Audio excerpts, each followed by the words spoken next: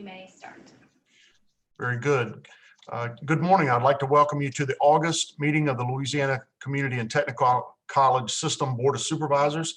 Thank you for joining us today. Before we begin, I would like to cover a few points given that we are holding a virtual meeting of the board and live streaming to YouTube. The meeting is being live streamed online. Please be mindful of that. Those joining by remote access are each asked to keep yourselves on mute during the meeting. Please use the raise hand feature if you have a comment or question. When recognized to speak, unmute yourself. Give it a few seconds before you make your comments, and then return to mute to avoid background noise during the remainder of the meeting. If you are having trouble with your technology at any point, you should text or call Sarah Kleinpeter, Board Services Coordinator. You may view board items via the links posted on the LCTCS website. We will conduct a roll call at the start of the meeting, and each motion will require a roll call vote for approval. Members, please state your name when making a motion. Motions must be made via sound, not gesture.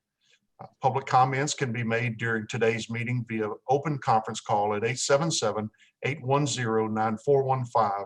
The access code is 6499147#. That information is in the notice of meetings posted on the LCTCS website at lctcs.edu. Any public comments received will be read during the meeting by the board secretary. All public comments must include an agenda item number, a name, and a brief statement. Public comments are limited to 3 minutes per comment. And finally, this meeting will need to adjourn by 12:30 in order to complete the business of the board today. So with that, Mr. Chairman, I will turn to you. Thank you, sir. Appreciate it. Good morning, everybody. I would like to call this meeting to order, the LCTCS Board of Supervisors. Today is August the 12th of 2020. Supervisor Salath, would you lead us in the Pledge of Allegiance? Everybody unmute so we can hear you.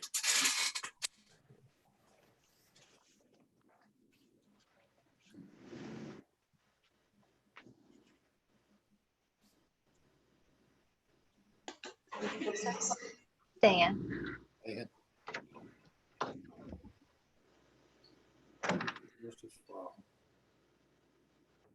I apologize.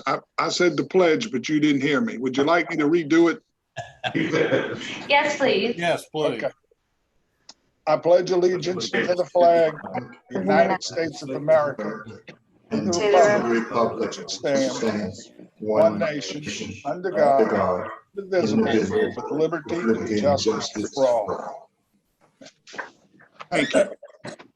Very good, sir. Good work. Ms. Kleinpeter, would you please call the roll? Yes, sir. I'd be happy to. Thank you, ma'am. Supervisor Price, I'm here. Supervisor Mount,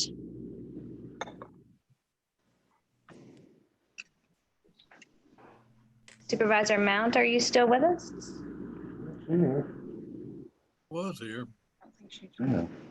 Supervisor Jackson, Here. Supervisor Bradford, I'm here.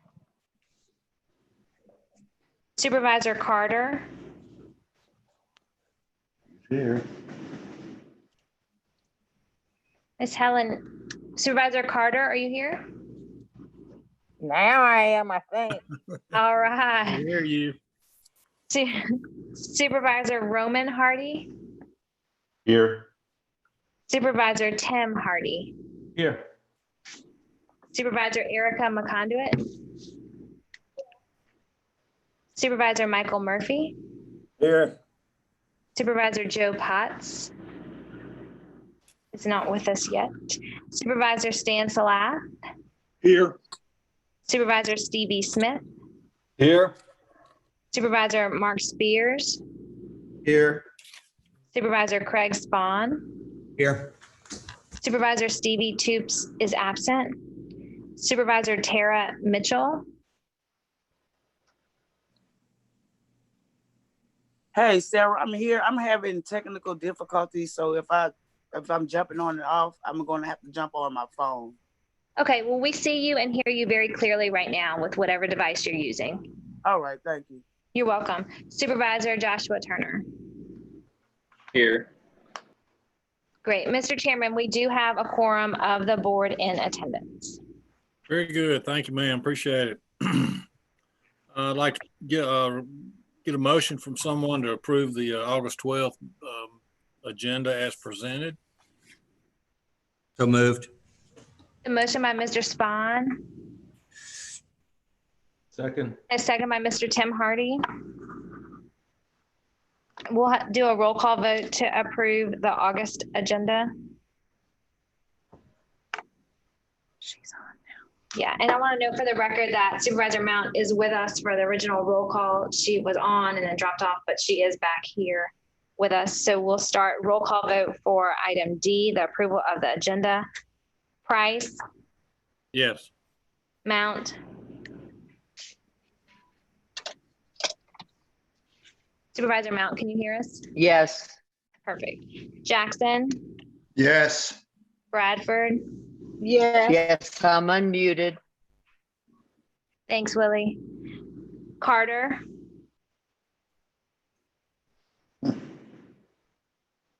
Here. Fantastic. Hardy Roman. Yes. Hardy Tim. Yes. McConduit.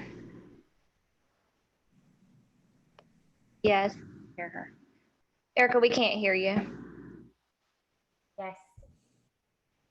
Yeah. Murphy. Yes. Potts. Is not here. Salath.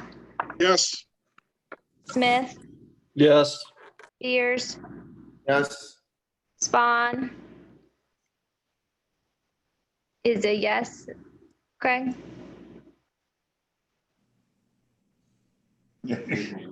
Yes, I thought I was unmuted. Yes. Mitchell.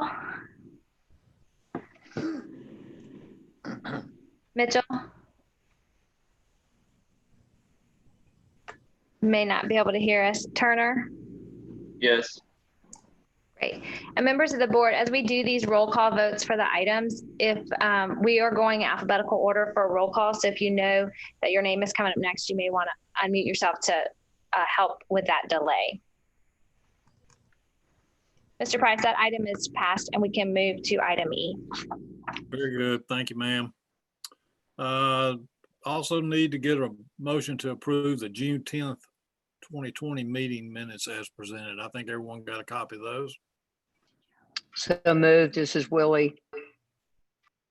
Second.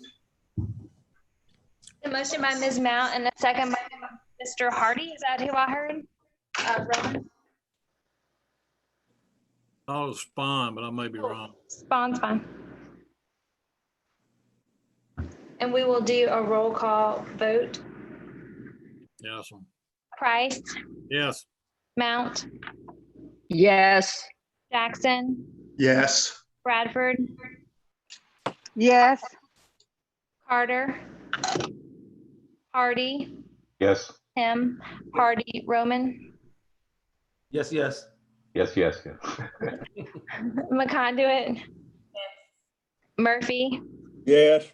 Potts is absent. Sorry about that, guys. Salath, Yes. Smith, Yes. Spears, Yes. Spawn, Yes.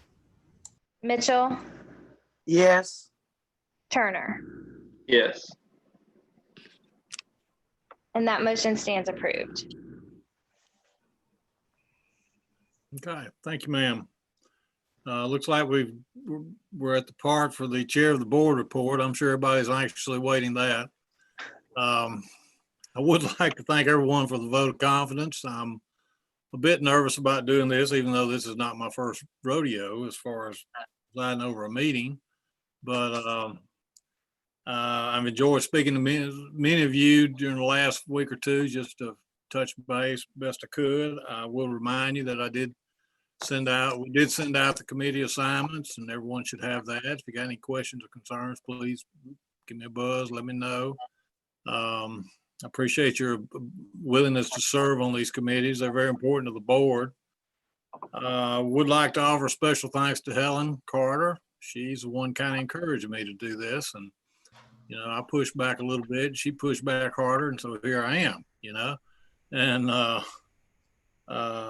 we're in extraordinary times with extraordinary circumstances right now. I don't know, nobody knows how it's going to go. We can all hope for the best. LSU might be playing Alabama in April, who knows? But we're just going to get through it the best we can. I know we got good leadership. I know Monty's working 36 hours a day instead of his usual 24. So we're getting a good turnout from him on that, at least. He's working hard to keep the system going, doing a great job. We appreciate what everyone's doing. So those are my personal comments at the moment. Now at this point, I would like to invite Dr. Renee Cintron and Emily Campbell, Dr. Campbell, to talk about how LCTCS will be a SNAP E&T contractor for the state and what impact that has for our students. Good morning, Chair Price, members of the board. I appreciate you taking the time to discuss this. As you might have heard from other meetings that we've held, LCTCS is partnering with the Louisiana Department of Children and Family Services, otherwise known as Dcfs, otherwise and affectionately known as Dcfs. We've been working with the group there over the last few months to get this initiative and innovative plan to provide what's called SNAP E&T, employment and training benefits to qualified students. So people of Louisiana who are already SNAP recipients who are attending our institutions are able to receive support in enrolling in and completing college programs that lead to high wage, high demand jobs. And with that, I'm going to turn it over to Dr. Campbell, who's going to talk to us a little bit about the details of this partnership that helps our folks, Louisiana families in the workforce, and that provides that benefit to our students and our institutions. Dr. Campbell? Great, thank you, Dr. Cintron. Sarah, if you could just advance the slides so the board can have a visual. Good morning, board members. So we're really excited to announce the launch of this initiative, and this will give you just a quick visual of what this initiative is about. So the USDA, the United States Department of Agriculture, sends money to states for supplemental nutrition benefits for state citizens, and we in Louisiana have individuals who receive these benefits. And the E&T portion of these dollars that we receive from the feds, which Dcfs receives from the feds, is supposed to be spent on individuals who are SNAP recipients in order to get them employment and training to help them get off of those public assistance benefits. And so the mission of SNAP E&T and the mission of LCTCS are very, very closely aligned, as I'm sure you can see. So we at LCTCS will become a contractor with Dcfs for SNAP employment and training benefits. So our colleges will be able to receive reimbursement for some eligible program administrative costs. And then our participants, our students, will be able to receive some of the cost of their education covered by SNAP E&T benefits. And you can see a list of the types of expenses that our students can get covered. And this year we have chosen to focus on healthcare and construction for the launch of this, because those are two areas that can lead to high wage, high demand employment in our state. And so we're focusing on the healthcare and construction programs at our colleges for the first rollout of this. And with that, I want to introduce a very special guest, Secretary of Dcfs, Ms. Marquita Walters, who I know professionally through LCTCS, but we also serve on the board of a charter school in Baton Rouge as well. So I know her professionally and personally, and she's a wonderful person. So with that, I'd like to introduce Ms. Walters. Thank you so much, Emily, and board, it is so exciting to be with you. I have a few members of my team on the call, and I'm going to introduce a couple of them to you to speak, but I also have my deputy, Terry Ricks, on the call, and our communications director, Catherine Heitman. This is just to show you how excited we are about this partnership, and we have been working on this a long time. You have had a lot of staff from LCTCS that have been working on this. Chris Broadwater and I actually met Josh Fertitta, that you will hear from shortly, as we all served on a panel for the Workforce Commission's annual meeting a couple of years ago now, or over a year ago now.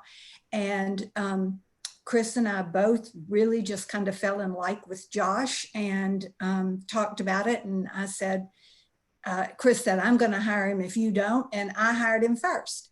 And then we took a team from LCTCS and Dcfs up to Washington State to learn how they were doing this program. Dcfs was doing SNAP-NT, but very, very minor league. We only had like 5 partners in the whole state. And so we went to Washington to learn how they were doing it, because they were the leader in the nation and offered peer review or peer site visits for other people to learn what they were doing. And there we met Shavonna Howard, who was running that program. And Chris and I had the same conversation, and he started wooing her, but my wooing skills are stronger, and we hired her first. And so it is with great pleasure that I introduce her to you, and then she will turn it to Josh so that they can tell you details about the program. So thank you all so much. We're very excited about this partnership. Shavonna? Thank you, Madam Secretary and Board. I'm happy to be here and definitely happy to be speaking about SNAP employment training. As the Secretary shared with you, in Washington State, we operated a very extensive employment and training program. We partnered with over 50 community-based organizations throughout the state, as well as all of the community technical colleges within our state, which is a total of 34. And we were able to produce some amazing outcomes. We had over a 64% employment placement rate. Over 70% of our students or of our participants actually enrolled into our college system. The remaining 30% worked with our community-based organizations, and some actually were co-enrolled between the community-based organizations and the colleges to provide a holistic performance of services. In Washington, we served on average about 23,000 students or participants a year who receive services.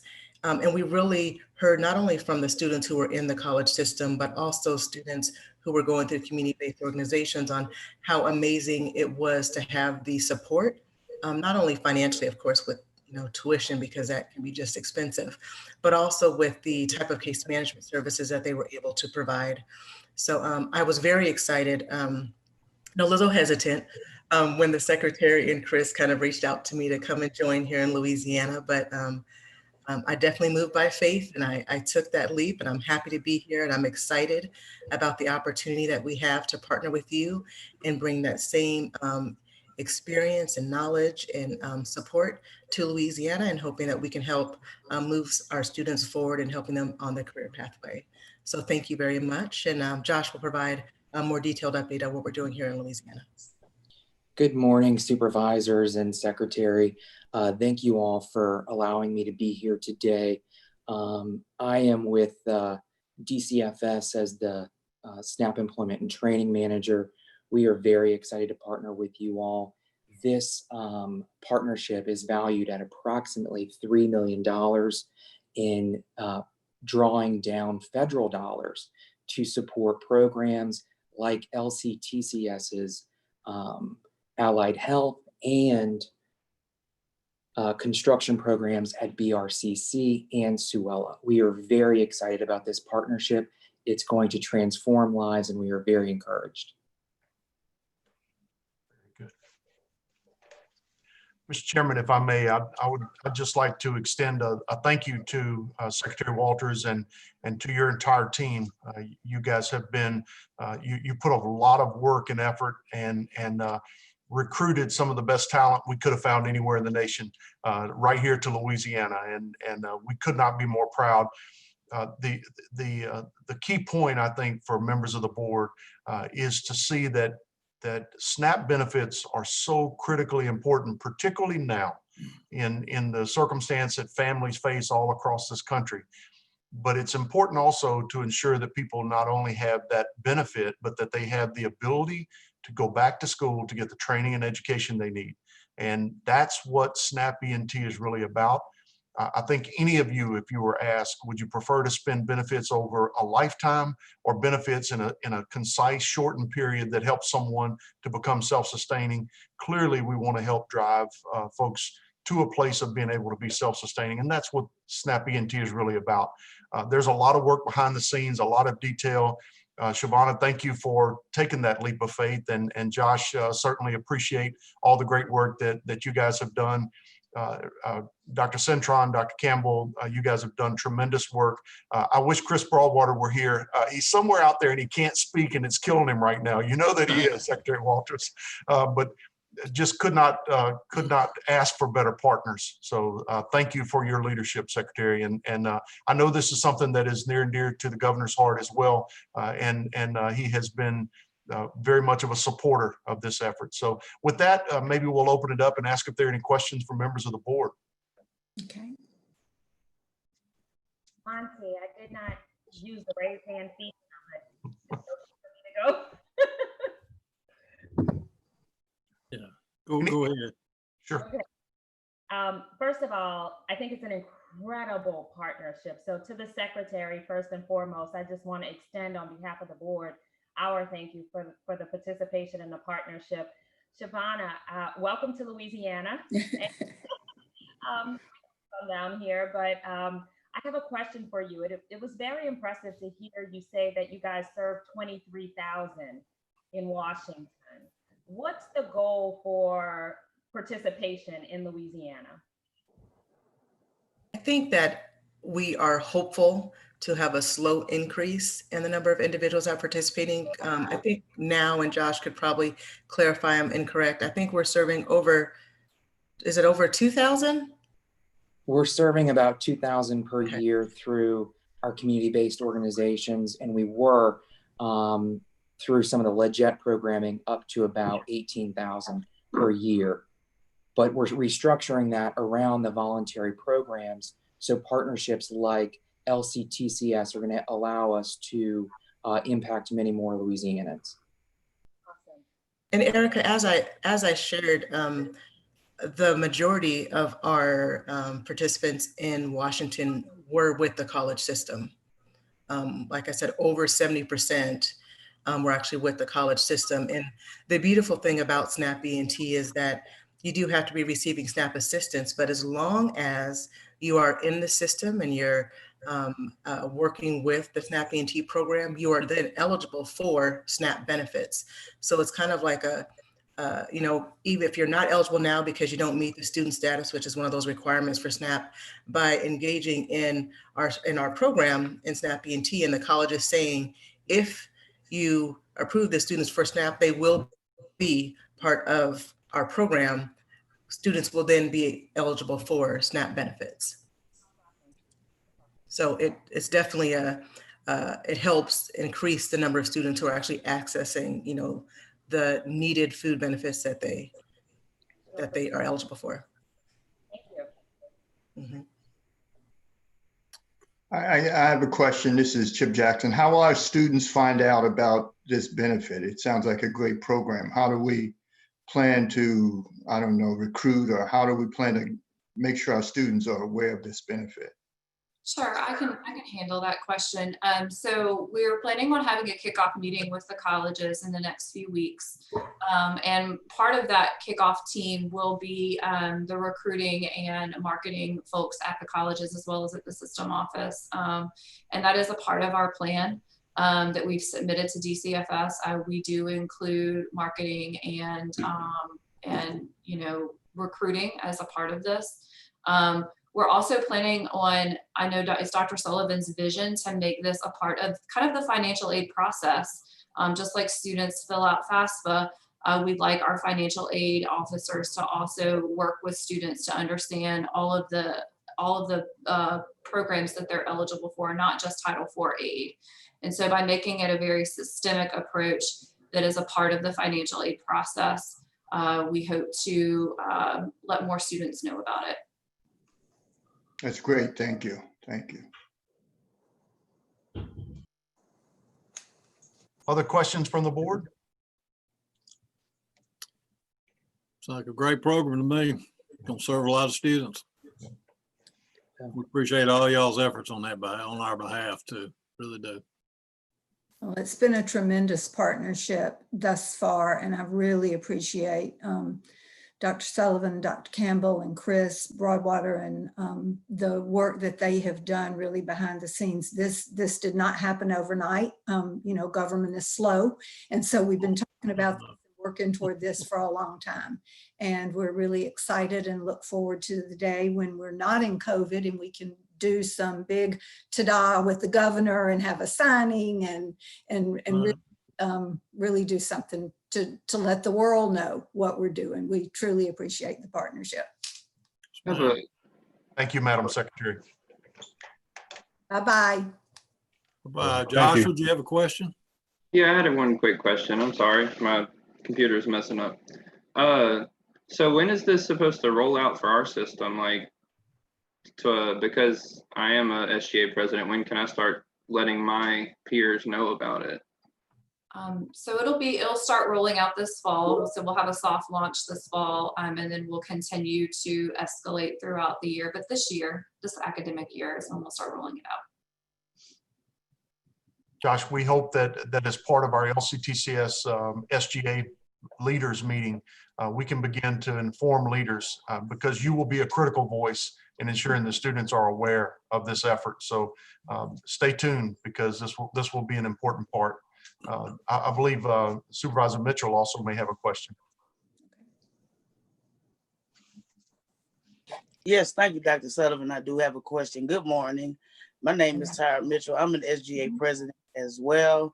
I just want to know, will that slide be made available to the board, Dr. Sullivan, or presenters, so I can relay the information on to my board? Because we actually had an event where we signed our students up who were interested for SNAP. Mm-hmm. Yep. So I think this is some valuable information that I can relay on to them, and we're looking forward to partnership as well in the fall. Excellent. That's great. She was asking for the slide, if I'm not mistaken, Bonnie. I'm sorry, I misunderstood. Certainly, we'll make sure you have these materials just following the meeting. Sorry, I misunderstood. Thank you, Dr. Sullivan. Sure. If I could get those as well, I'd appreciate it. Absolutely. Thank you all very much. Anything else? All righty. Thank y'all. Appreciate all that you do and look forward to seeing you again soon. Good. Thank you. Thank you. Thank you. Thank you. Emily, Renee, anything else from y'all? Not for this item. Okay. Okay. You'll see us again, I'm sure. I'm sure we will.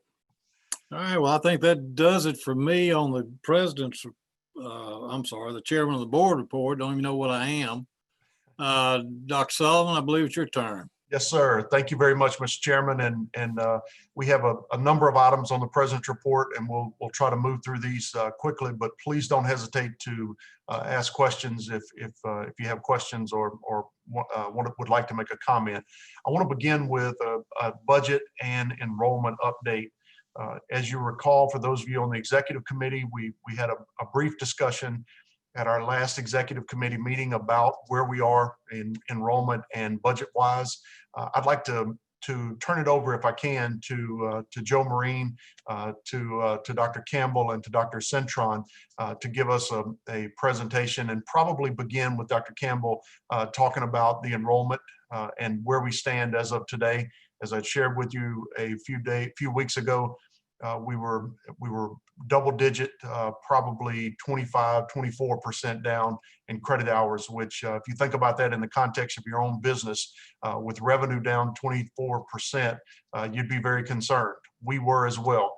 The work that has gone on by our colleges to close that gap has been tremendous, and we're not there yet, but we've made a lot of progress. So Dr. Campbell, I'll turn to you if you'd like to provide us with an update on the enrollment front. Sure. So on the enrollment front, when we talk about enrollment, we talk about two metrics. We talk about head count. That's kind of, each individual student, and we talk about student credit hours, which is the number of classes that a student is scheduled for. So on the head count front, we are currently down about 9% system-wide, which, as Dr. Sullivan said, compared to just a few short weeks ago when we were in the double digits, that is great news. We're still not 100% there, but we are a lot closer than we were. So on the head count, 9%. And then in student credit hours, we're also down about 9%. Student credit hours is, of course, what pays the bills. So we like to, also look at student credit hours. So 9% there. So just to give you an idea of what is 9%. So in terms of where we were on this day, August 12th last year, versus where we are today, we're down about 44,000 student credit hours. So if you multiply 44,000 times about $185 a credit hour, you can do the math. You can kind of see where we are. So, so 9% down in credit hours, much better than we were, but we still have a big deficit that we're trying to make up. And so I think the solution for a lot of colleges over the next few weeks is continuing to work to get students enrolled. Even once classes start, most of our colleges have an extra week for students to add classes. So I think that's priority number one. And then also putting together some other parts of term throughout the fall semester, some 8-week sessions, things like that throughout the fall semester, so that students have other options to add some more credit hours throughout the fall semester. So Dr. Campbell, thank you for the enrollment update. To translate that for you and to give a little bit of context, that is somewhere in the $8 to $10 million range that we are down for the fall semester. Fall is typically the larger part of the total enrollment. So that 8 to 10 million, we are not in a place today to forecast what the spring looks like. There's so much uncertainty at this point that even with the wrapping up of the fall semester registration, spring semester is still very much uncertain. So at this point, it's a little difficult for us to project where we are with revenue for the spring, but we do anticipate continuing to close that gap. And as Joe Marine can share with us, there have been multiple sources of funding that is both coming and going within our institutions, both federal dollars, state dollars, fund swaps, a whole range of things. The challenge that it creates for us is one of messaging, because many legislators, as an example, many federal members of Congress look at the amount of money that has come to the state as a part of stimulus packages and perhaps even additional stimulus that may be coming our way. And they think that we're good, we're flush, we have lots of cash. I wanted to make sure that this group understands where we are from all of the different sources. So Joe, if you will, can you walk the board through where we are with both the state general fund side, the enrollment side, as well as incorporating the federal dollars? Yes, sir. Good morning, members of the board, Mr. Chairman. So as Dr. Sullivan mentioned, we have had, as many of our institutions in all of higher ed, have had multiple funding streams and revenues provided to us, both at the end of fiscal year 20 and in the current fiscal year. And so why do I reference fiscal year 20? Because the reason is that these funds bleed over from fiscal year 20 into fiscal year 21. But I want to caution that these are not just dollars that can be used to plug budget holes. These are dollars that were provided. For example, we had $42 million or $41 million in CARES Act funding provided in fiscal year 20, of which half of it was strictly dedicated to provide tuition assistance to students, which we did disperse in June to many students. So that accounted for $21 million there. The remaining $21 million that we have available to us currently is being used for various reasons and purposes. Some of them, again, being for tuition financial assistance for students. Others relate to retrofitting of our facilities to be COVID compliant, whether it's related to barriers, networking infrastructure improvements to provide online delivery of courses, and other purposes for the cleaning and the maintenance of our facilities. So in essence, these are expenses that we have incurred that are above and beyond our normal operating budget. They're not things that we're just using these funds and all of a sudden have dollars available that we would normally have used for those purposes. So to that end, I want to stress that these dollars are not being used and cannot be used to buoy colleges' financial situations. Additionally, at the end of the last fiscal year, as Dr. Sullivan referenced, we had some funds provided to us, I believe about $16 million, that were made available to basically do what he referenced as a means of financing swap. This was some creative accounting done by the state to, in essence, prepare us for a $22 million cut in state funding. So they gave us funding in fiscal year 20, in essence, to carry over into fiscal year 21 to accommodate to a vast majority, not completely, about 90% of a cut that we received from the state. So again, federal dollars coming in, but in essence, it's not a net increase. It actually, in the net, once we net it against our state general fund cut, we are down $5 million in fiscal year 21 as compared to fiscal year 22. And what really complicates this is the only thing we're certain about is uncertainty on all levels. One of them being, as Dr. Sullivan mentioned, on our student enrollments, we are down slightly, but as I've had some conversations with four-year college presidents, I think everybody is concerned about the economic situation of the states and its impact on families and individuals to be able to not only enroll, but once they're enrolled, to continue with their enrollment and actually see through their financial commitments to not only our colleges, but also all their other life issues that they have to deal with. So when it comes time to paying rent, buying food, taking care of your children, or paying your tuition, we all know kind of where our tuition ends up in that list of priorities. So that's a great unknown. And ultimately, as we phase out of fiscal year 21 with the potential cut, we've been told to at least plan for, in the event that it does happen, a 10% cut in state funding. Going into fiscal year 22, we will definitely have some structural issues to deal with because again, that cut in state funding will annualize into fiscal year 22 if it does happen, which we all anticipate. To what extent, we don't know.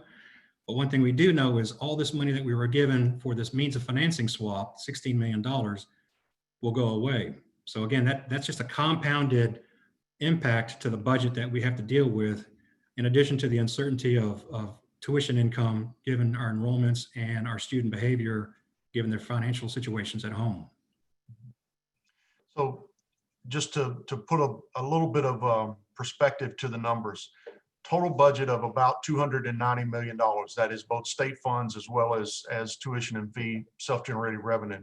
Right. That $290 million, we anticipate that through the changes that are occurring in FY 20 and 21, the FY 22 budget will be net down about $35 million. So that is, call it 12–15% of your total budget is no longer available. That assumes that our spring enrollment is flat. It also makes some assumptions about our current fall enrollment.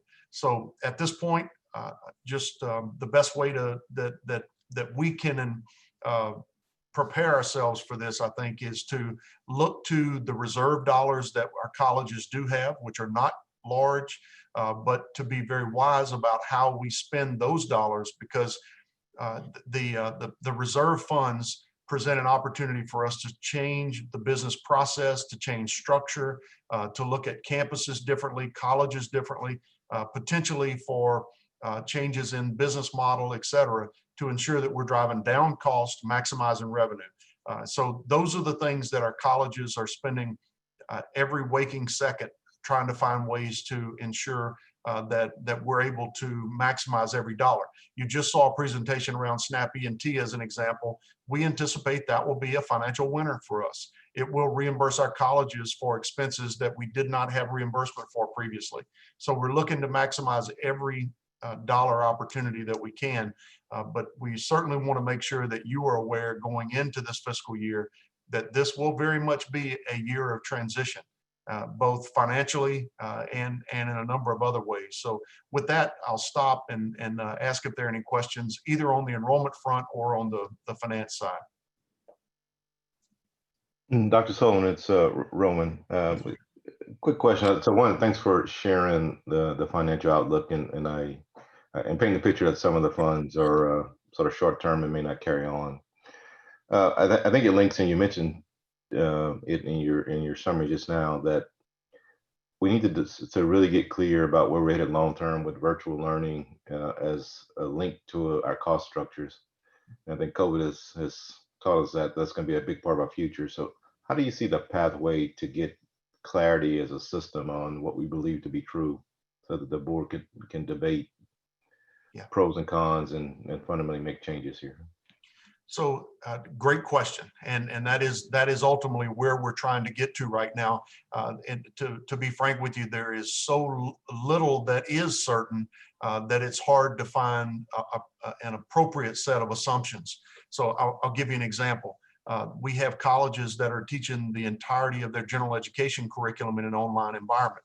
That online environment is one that is relatively stable. Students are prepared for it, faculty are prepared for it. And if we were to have to cease operations at our colleges for whatever reason, COVID related in this instance, there's no doubt we could continue there. That represents at this point probably about a third, maybe 40% of our total operations. On the other side, a welding class, as an example, is really not one that we can teach online at a level of effectiveness. And so there's an entire set of courses and operations of the college that will be impacted if and when we find ourselves in a place where we have to retract from the college campus physically again. So at this point, we're roughly a third that is totally online. We're roughly a third that is in the classroom face-to-face, and we're about a third of our classes that are hybrid. And so on those hybrid courses, what we're trying to do is give those students an opportunity to be in class, complete the instruction that is hands-on as quickly as possible, because we do anticipate in the October-November timeframe, we will see some type of resurgence or the combined effect of COVID and the flu.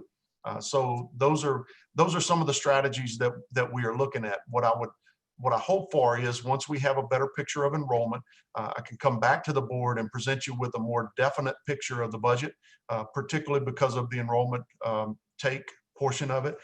We also anticipate, and I had hoped to be able to provide you with that more detailed picture today, the stimulus package that was anticipated coming out of Washington sort of fell apart. As you all know, we now have an executive order.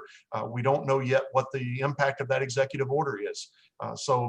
What we do know is whatever comes out of Washington, we anticipate it being used as a fund swap by the state.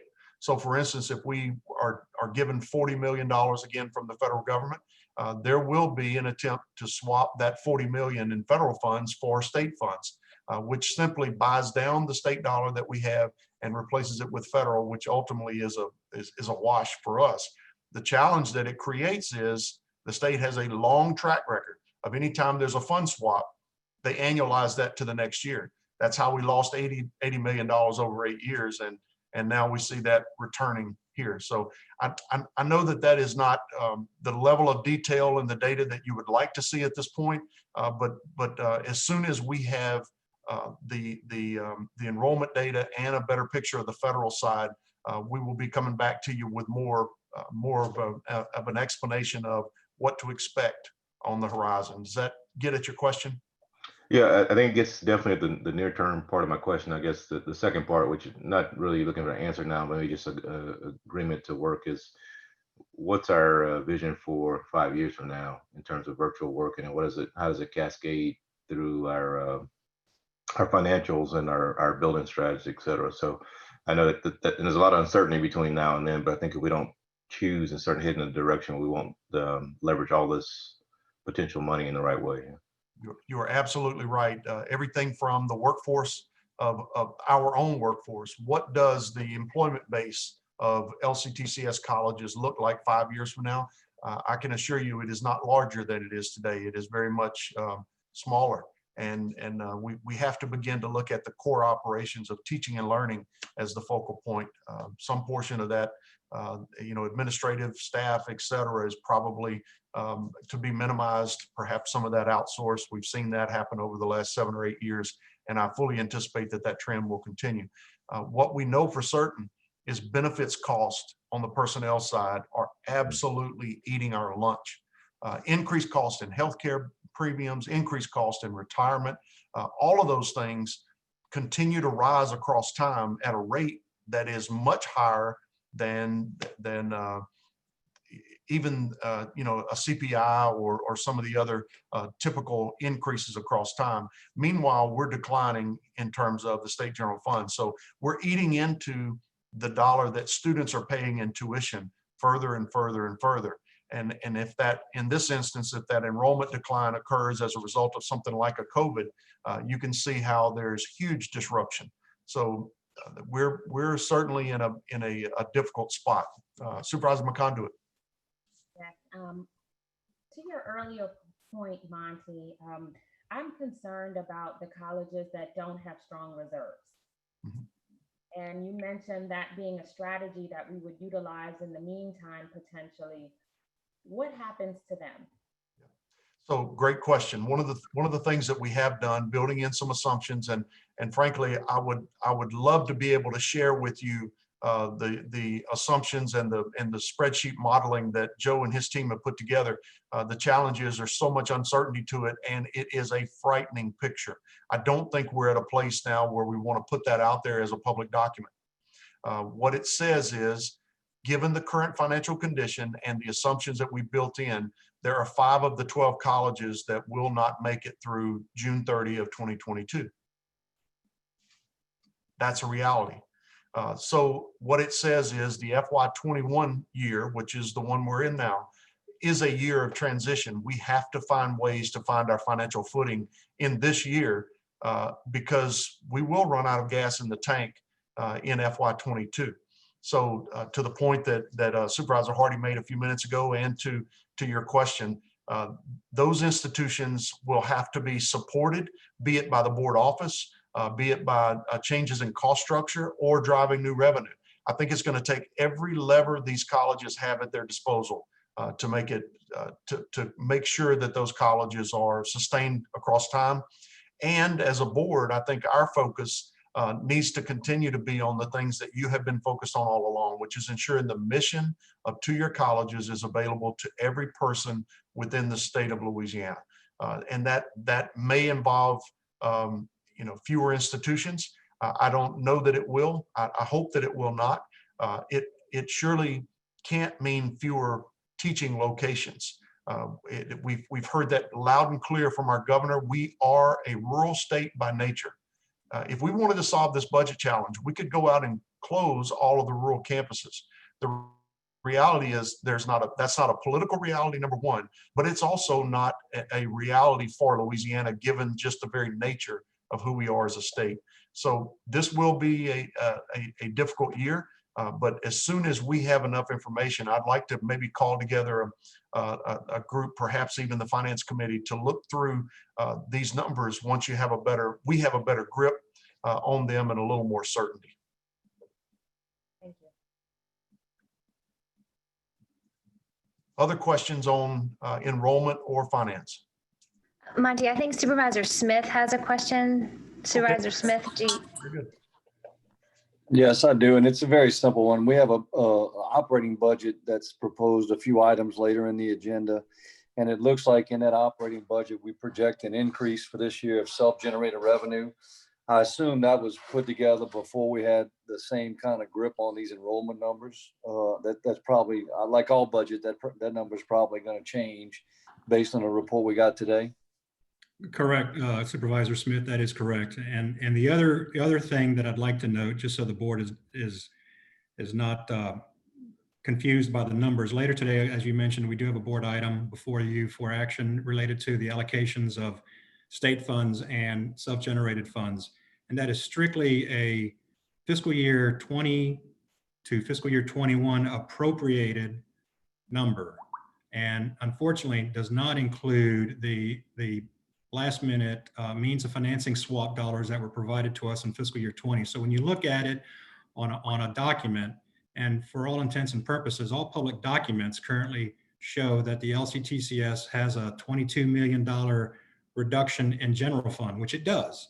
However, it does not reflect that means of financing money coming in on the backside to fill it, since those dollars were not appropriated by the legislature because they were provided at the very last week of June when session was wrapping up.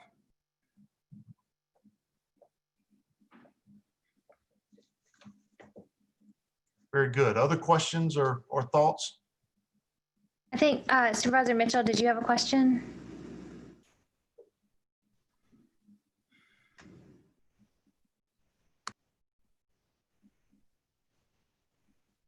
There we are. Yeah, I'm sorry, I was muted. Dr. Sullivan, I have a question. As SGA president, it's my duty to, voice concerns of the students, especially when I come and sit at board meetings. And we have an app, and I've been noticing like a lot of students saying that they were going to drop out from our system because the institutional aid has not been applied to their accounts, in which we're supposed to get $600 institutional aid, and which it has been applied to some of our accounts, but not all. What's the delay on that, and what steps are BRCC implementing to ensure retention for the fall semester? Yeah, so thank you for the question, and the institutional aid for the rest of the board. You may recall that you put in place a policy a number of months ago that allowed institutions to be able to offer institutional aid to buy down the cost of tuition for students. In the instance of Baton Rouge Community College, Chancellor Smith, in what I think is a very smart move, applied institutional aid of $600 for students who met certain criteria. And it was typically students who were increasing the number of credit hours that they are taking. So I am not sure what the challenge may be in terms of timing, Supervisor Mitchell, but I can go back and ask that question and get an answer for you specifically as to both the number of students who have been awarded and the ones that are pending, and try to talk through the time frame with you to make sure that you're informed and can answer that question when students bring it forward. But I very much appreciate you pointing that out. Yes, sir. May I ask you one more time, Dr. Sullivan, because I was taking notes. Can you repeat the thing that you said about criteria so I can?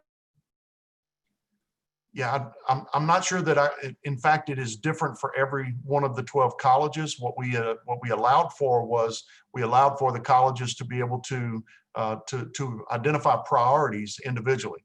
I believe at Baton Rouge Community College, the idea was to provide an additional $600 institutional aid for those students who move from, let's just say, I don't know that this is fact, but perhaps from 12 credit hours to 18 credit hours. These are trying to increase the number of credits that students are pursuing. But we can find out for sure what the status is and what the parameters are, and we can get that to you.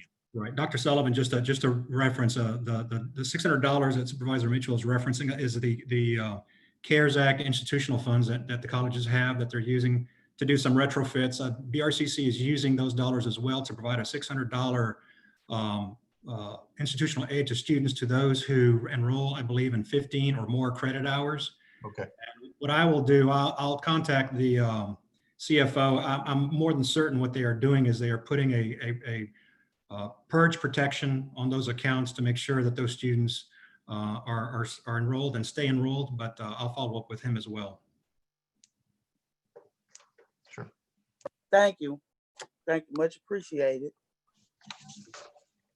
All right, moving right along. I would like to, given the discussion around enrollment and budget, I'd like to turn our attention, if we can. You'll recall, for those of you that were a part of the executive committee meeting back a month or so ago, we had an opportunity to hear from a couple of chancellors who gave us some background on what was happening at the college level as we're restarting the fall semester, what steps have been put in place to ensure the safety of our students, the safety of our faculty and staff, and the continuity of the operations. We were fortunate to have some national experts, our friends from GOSEP, the Governor's Office of Homeland Security, the Board of Regents, Louisiana Department of Health. We conducted a tabletop exercise week before last that was, I think, extraordinarily well done. In fact, so well done that the national consultant from Illinois, who's working with 5 or 6 states, said, I think I'm going to pull my daughter out of a university. I think I want to send them to a college in Louisiana. You guys are more prepared than anyone we've worked with thus far. And I thought that was just an excellent vote of confidence to hear from someone who has that expertise and shares it at that level. The last time we talked through this, you heard from a couple of college leaders. I'd like to bring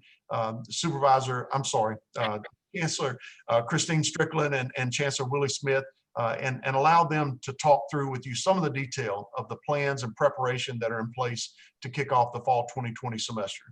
Chancellor Strickland, we'll begin with you.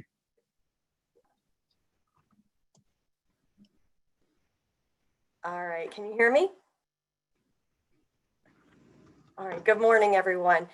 Chairman Price, President Sullivan, members of the board, thank you so much for allowing me to join you today. And I am thrilled to actually be on campus and in the office.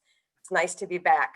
I just wanted to take a moment to highlight really 4 areas that Fletcher is actively engaged in with respect to reopening safely and to continuing to really fulfill our mission here. The first one, Dr. Sullivan mentioned a little earlier, and that is providing as many options as we can for students to continue their education. So we are in fact offering courses in person, entirely online, in hybrid formats, in formats we call high flex, which allows students to kind of pick which days they want to come for in-person lecture. So we are really working to provide a variety of different options for students. And this is really cornerstone to our ability to reopen, because we know that for our students and for our faculty and staff, their own personal circumstances may dictate or require a need to maybe not be on campus because of previous health conditions or concerns, or maybe that their learning style is that they prefer to be in person. And so we've worked very hard to not only work and put options out for our students, but to work with our faculty specifically around what scenarios of teaching and what modalities are going to be best, not only for their health, but for their own needs. And so I think we've come to really a good place with that and with our schedule. The second thing is really around safety, right? We want to make sure that the campus is a safe one. And we are certainly following all of the CDC guidelines and the Department of Health guidelines with respect to social distancing and no close contact, putting our classrooms, setting those up so that we allow 6 feet between students and faculty and each other, hand sanitizer and disinfecting wipes and disinfecting sprays in the classroom, and certainly requiring masks. A couple of things I would highlight is we are, I just lost my lighting. Hold on a minute. I'm gonna roll here. There we go. Our cost saving measures. But a couple things I wanna highlight. One of them is that we have purchased an app and we have reduced our entry point. So we have a singular entry point to each of our facilities. Students will be provided an app for a smartphone, both Android and Apple, that will allow them to do their wellness certification before they come to campus. And we're referring to it sort of as a boarding pass. So they will answer some questions about symptoms, about exposure to anyone who might have had COVID or is in a process of testing. And they will get a barcode. If they are clear for takeoff, they will scan into campus. That will also allow us to have accurate numbers and accurate identities of who's been on campus in case we have a need to do any contact tracing. For students who don't have smartphones, certainly we're going to make paper forms available at our welcome centers. But in addition to that, we've put some tree protocols in, decision trees for what happens if a student or a faculty or staff member does test positive, and we've been able to share those with our community. The other thing I just wanted to highlight too, 2 other things very quickly. One of them is our partnerships that we've established. One is with Ochsner Health Systems. So we are setting up at each of our campuses telemed offices. So each campus will have an office where faculty and staff can step in, close the door, and have a private telemed appointment with a physician. They can also access mental health counseling from those offices as well. And so they'll be able to do blood pressure checks, temperature checks, be able to actually sit down like we're doing right now on a Zoom call and meet with a physician. But as a part of that agreement as well, Ochsner is helping us with providing us the latest data and research on the fight against COVID and what we can do to maintain safety standards as they change. They are also helping us with signage and making sure that our signage is good and that we are communicating well with our community. And then lastly, they are also providing us with some concierge services for our faculty and staff, specifically around COVID testing and antibody testing, as well as priority appointments for faculty and staff if they need to see a physician in person. I'll round it out with the fourth thing I think that we're trying to do to really ensure that we are ready to roll for the semester is really around communication. So we've hosted a number of town halls with faculty and staff. We've hosted a number of town halls with our students, allowing them to ask questions. We have our plan in place, but we've also put together guidebooks. We have a guidebook for faculty and staff, and then a separate guidebook for students that really gets into some of the details about how college operations will look this fall, and also has a number of frequently asked questions out there for us. And then of course, we're doing our website and our social media. I would also like to mention, I just forgot to mention, under partnerships as well, we have been working very closely with our Louisiana Department of Health in Region 3, and they've stepped in and will be working with us to do any contact tracing, so that if we do have any exposure on campus that warrants some communication, then they will step in and assist us with that. As you know, that is a sort of a heavy lift in terms of reaching out to all the individuals somebody might have come in contact with. So Region 3 has been tremendous in stepping in and saying that they will assist our institution. So that's just a brief highlight of some of the things we have happening. But I know our faculty and staff are excited to be back. They are looking forward to it. Certainly some folks are anxious and a little bit nervous, but overall, what I'm hearing from students and from faculty and staff is they're looking forward to getting back to a little bit more of a schedule, a little bit more of a routine, and being able to engage with their students and with each other. So we're excited to start the fall semester, and we start classes on Monday. Very good, very good. Let's turn to Chancellor Smith, and perhaps after Chancellor Smith wraps up that there are questions, we can have those posed to both chancellors. Chancellor? Thank you, Dr. Sullivan. Good morning, Chairman Price, Board of Supervisors, Dr. Sullivan. I think Dr. Strickland took all my notes. Basically, we are basically doing the same thing. So I'm gonna tackle this from a different perspective. You talk about reopening, we have remained open. We have not closed any of our colleges.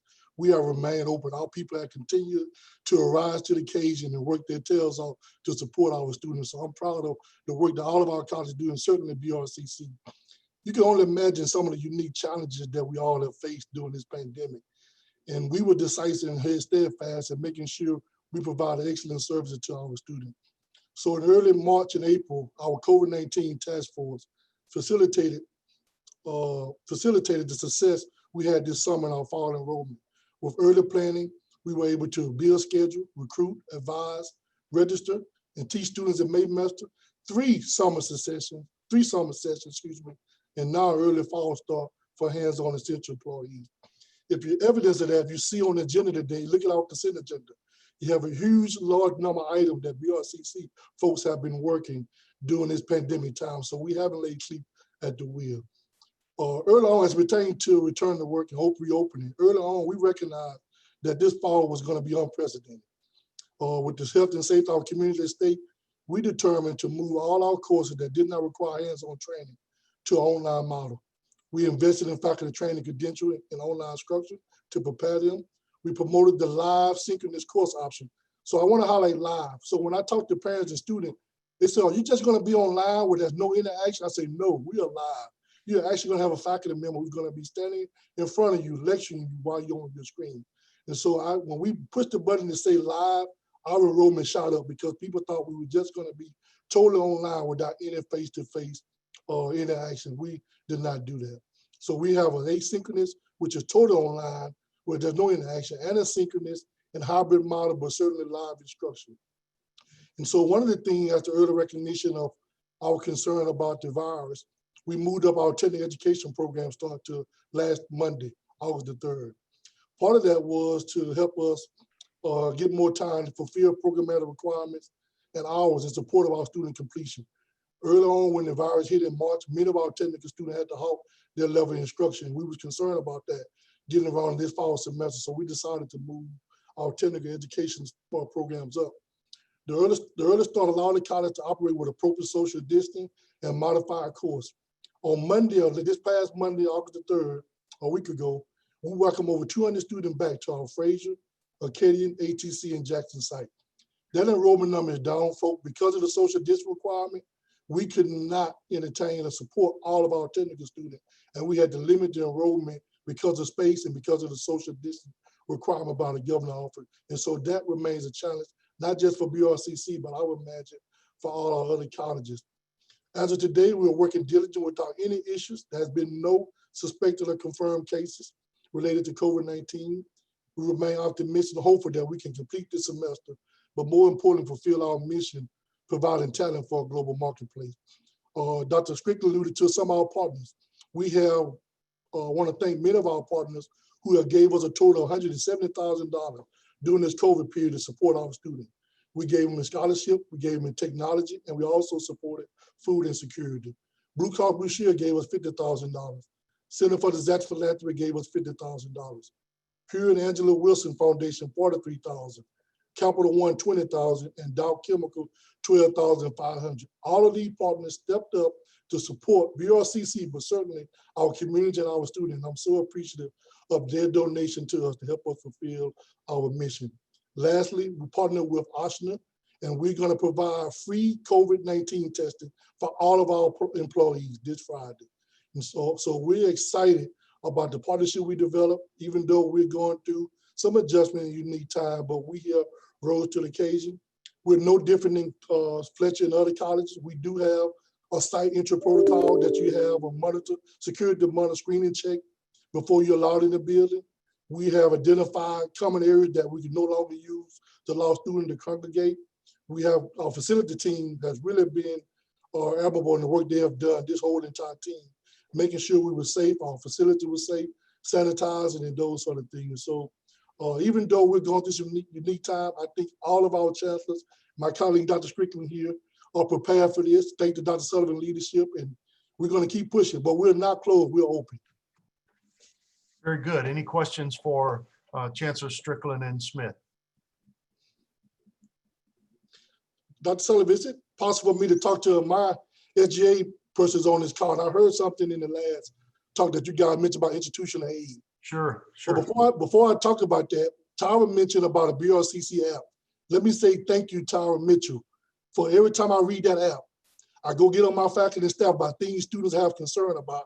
But I also saw her advocating, guys, pay your tuition, enroll in this class. So I really want to thank you, Tyra, for your support to make sure you get that message out. As it pertains to institutional aid, I'm excited to say we have put out $700,000 in institutional aid.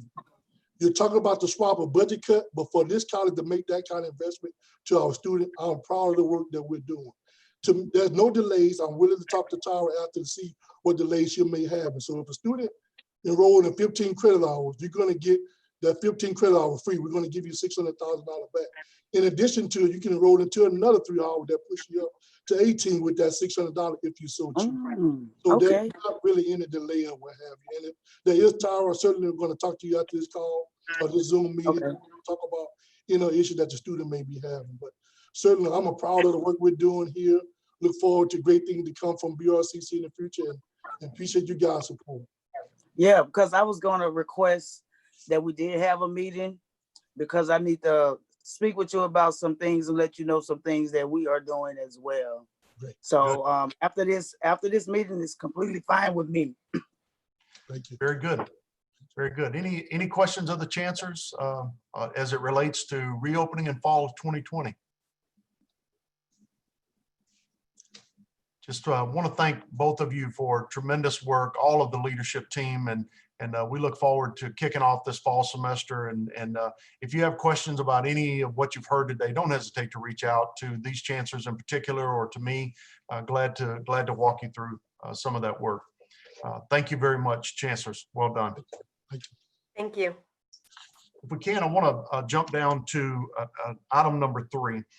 You will recall that in April-May timeframe, back in the regular legislative session, we were successful in asking for and having sponsored by the Speaker of the House a study resolution that required a study of the structure and support of community and technical colleges in Louisiana, and in an effort to try to get at some of the issues I think Supervisor McConduit and Supervisor Hardy referenced a few minutes ago. We anticipated that this was going to be more of a financial challenge likely than it has been really a health challenge for many of those in state government and certainly in higher education and in our system. That NCHEMS report has been presented at this point. You have seen a copy of it. We are now in the midst of some work to present the 90-day report. Dr. Cintron has been central in this discussion. He's done a fabulous job of pulling this group together to trying to implement the guidelines in a way that, again, sustains those rural campuses. So Dr. Cintron, if you don't mind, take a minute or so just to hit the high points as it relates to the NCHEM study. Sure. Thank you, Dr. Sullivan. Absolutely. I think in addition to the structural and other operational mentions in there, I think it's important to note that the focus on driving enrollment, especially in our rural campuses or rural communities, the section enrollment counts. I mean, there's some recommendations in there that specifically tell us continue to offer educational programs at all its current sites. And that to have that assessment from an organization like NCHEMS in that report to tell us this is something that we definitely need to continue to do is absolutely critical. Another one involves with technology to be used to ensure minimum class sizes are met across our institutions, across our campuses by utilizing instruction from any system site. So things like that help us operate as a system of colleges and continue to provide education and training across all of our sites. So what we're working on is working on that 90-day report with regions, providing that to the Board of Regents, and then the final report after that. We will continue to keep you up to date and provide you with those written reports as they become available. Any questions on the NCHEMS report or where we are with that?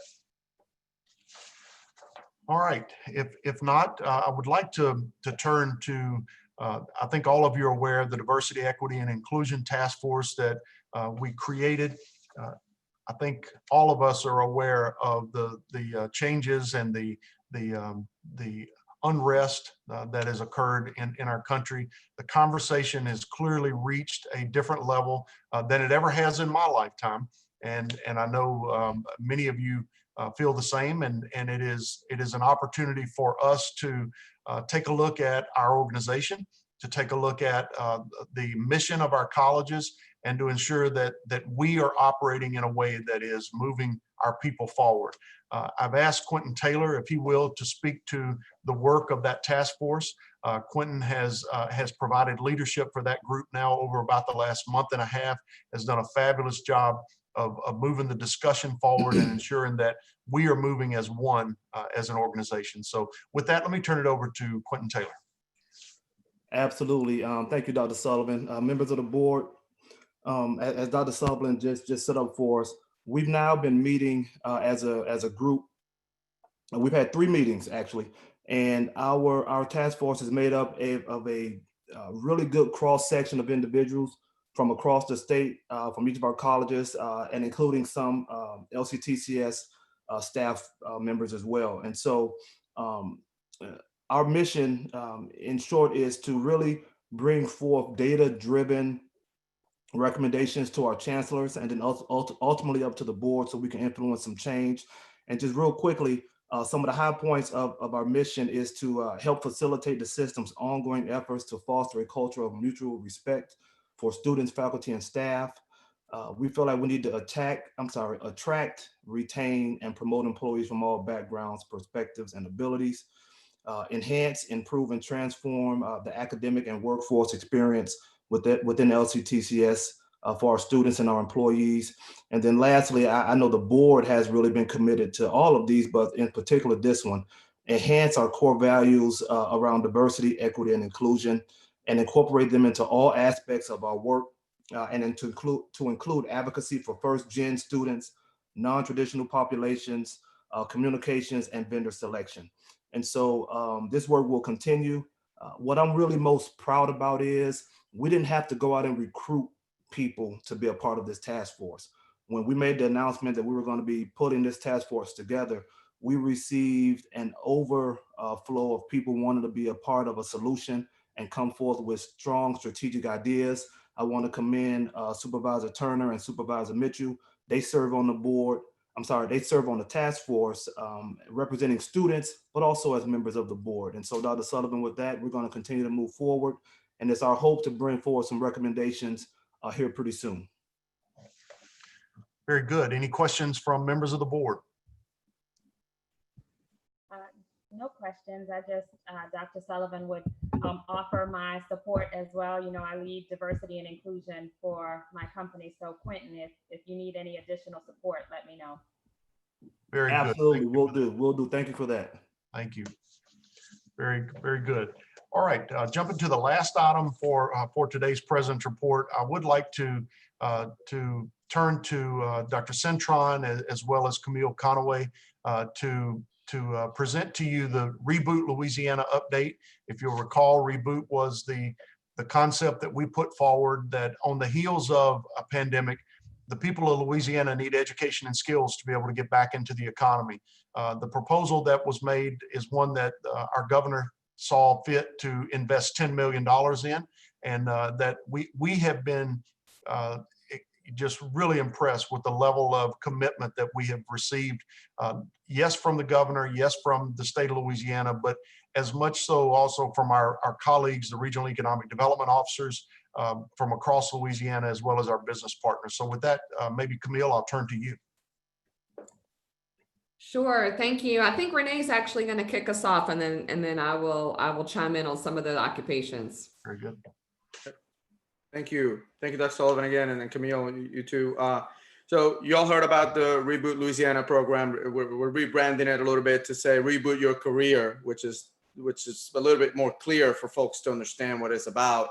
And the $10 million is designated to provide adult workforce for LCTCS institutions, as well as LSUE and Southern University Shreveport, to train 5,000 individuals this fiscal year in short-term, high-demand programs. And that this wasn't done by ourselves. We have a team of LCTCS folks, Workforce Commission, Regional Economic Development, LED, and you name it. There's a ton of people that we've been working with to figure out what are the jobs, what are those occupations that are in demand that will boost the economy. Not only what those occupations are, but what are those that can be done in a short-term training that is 12 weeks or less. And I know Camille has been very involved with this regional work, and I'm gonna turn it over to her to tell us more about those occupations and the regional demand.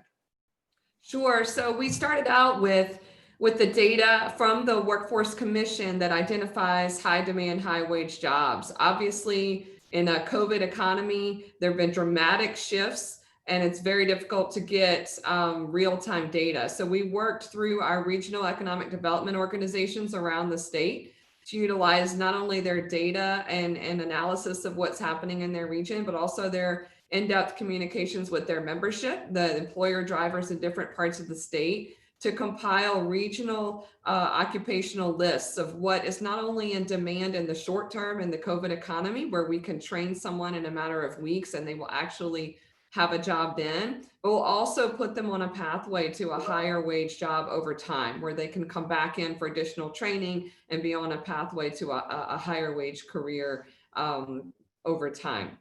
So those occupations in general are not surprising to you. They fall into healthcare, obviously. Certified nursing assistants is something that we can do quickly. There are immediate job openings. Phlebotomists, EMTs, exactly the type of occupations you would expect are in demand right now. Similarly, transportation and logistics, another area. Every type of truck driver is in demand. Warehouse employees, forklifting, those types of jobs, now that everyone's getting everything delivered across the country.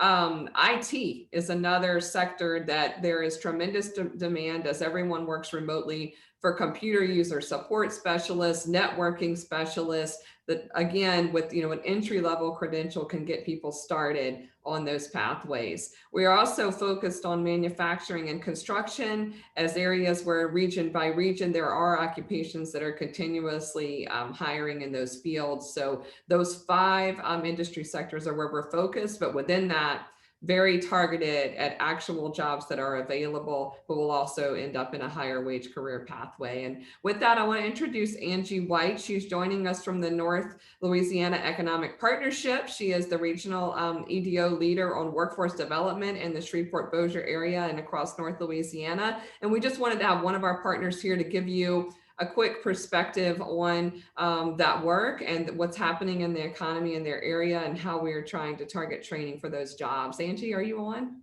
I am. Can you hear me? Yes. All right. Well, thank you for having me. It's been a really, I'll just say this pandemic has created obviously a lot of challenges, but it's also created some opportunities. And it's been wonderful to be able to work more closely with our, I'll just call it our workforce development ecosystem, which includes many different departments, but obviously LCTCS is a primary one. It's not new for me to be working with our LCTCS partners. As a regional economic development organization, we consider your institutions in our region to be part of our economic development team. So I just want you to hear that from us, that we value them greatly and our employers here value them greatly. And frequently they are the reason that we land deals when we do. Forward to just expanding upon the relationships we already have, working on this reboot plan together. Just to give you a little bit of background for how we were providing information to your team to complete the reboot plan. We pulled from a lot of different resources, but at the end of the day, what was encouraging was the information that we found in terms of looking forward was not radically different from what we had pre-pandemic. So that gives me comfort in making recommendations to the team about the training that we should be focusing on. And as Camille noted, almost every single industry or occupation cluster that she mentioned was critical for our region. So nothing there was off base. I think it's a good thing that we saw a lot of the various regions seeing a lot of the same need, because I think that makes your job easier, or our job easier. We started by pulling information from a software that we use called MZ. It analyzes data from job postings within a given territory. And it showed us for the last 3 years what critical occupations were in demand. And we pulled out the ones that are in what we're calling sensitive industries. So the ones that we've really seen impacted worst by the pandemic. So accommodation, food service, retail, that's casinos for our particular region. They've been hit very badly. We're not sure when those jobs are going to come back. So we removed those because there has been a lot of demand for those occupations. But in looking forward, we pulled that information, we compared it with what we were seeing on the Louisiana Workforce Commission's hire job site since May, because we have seen a lot of demand on that website. We also reached out to leading staffing agencies in our area because they have been slammed, which is encouraging. They are having struggles actually finding enough people to fill the jobs that they're getting requests for.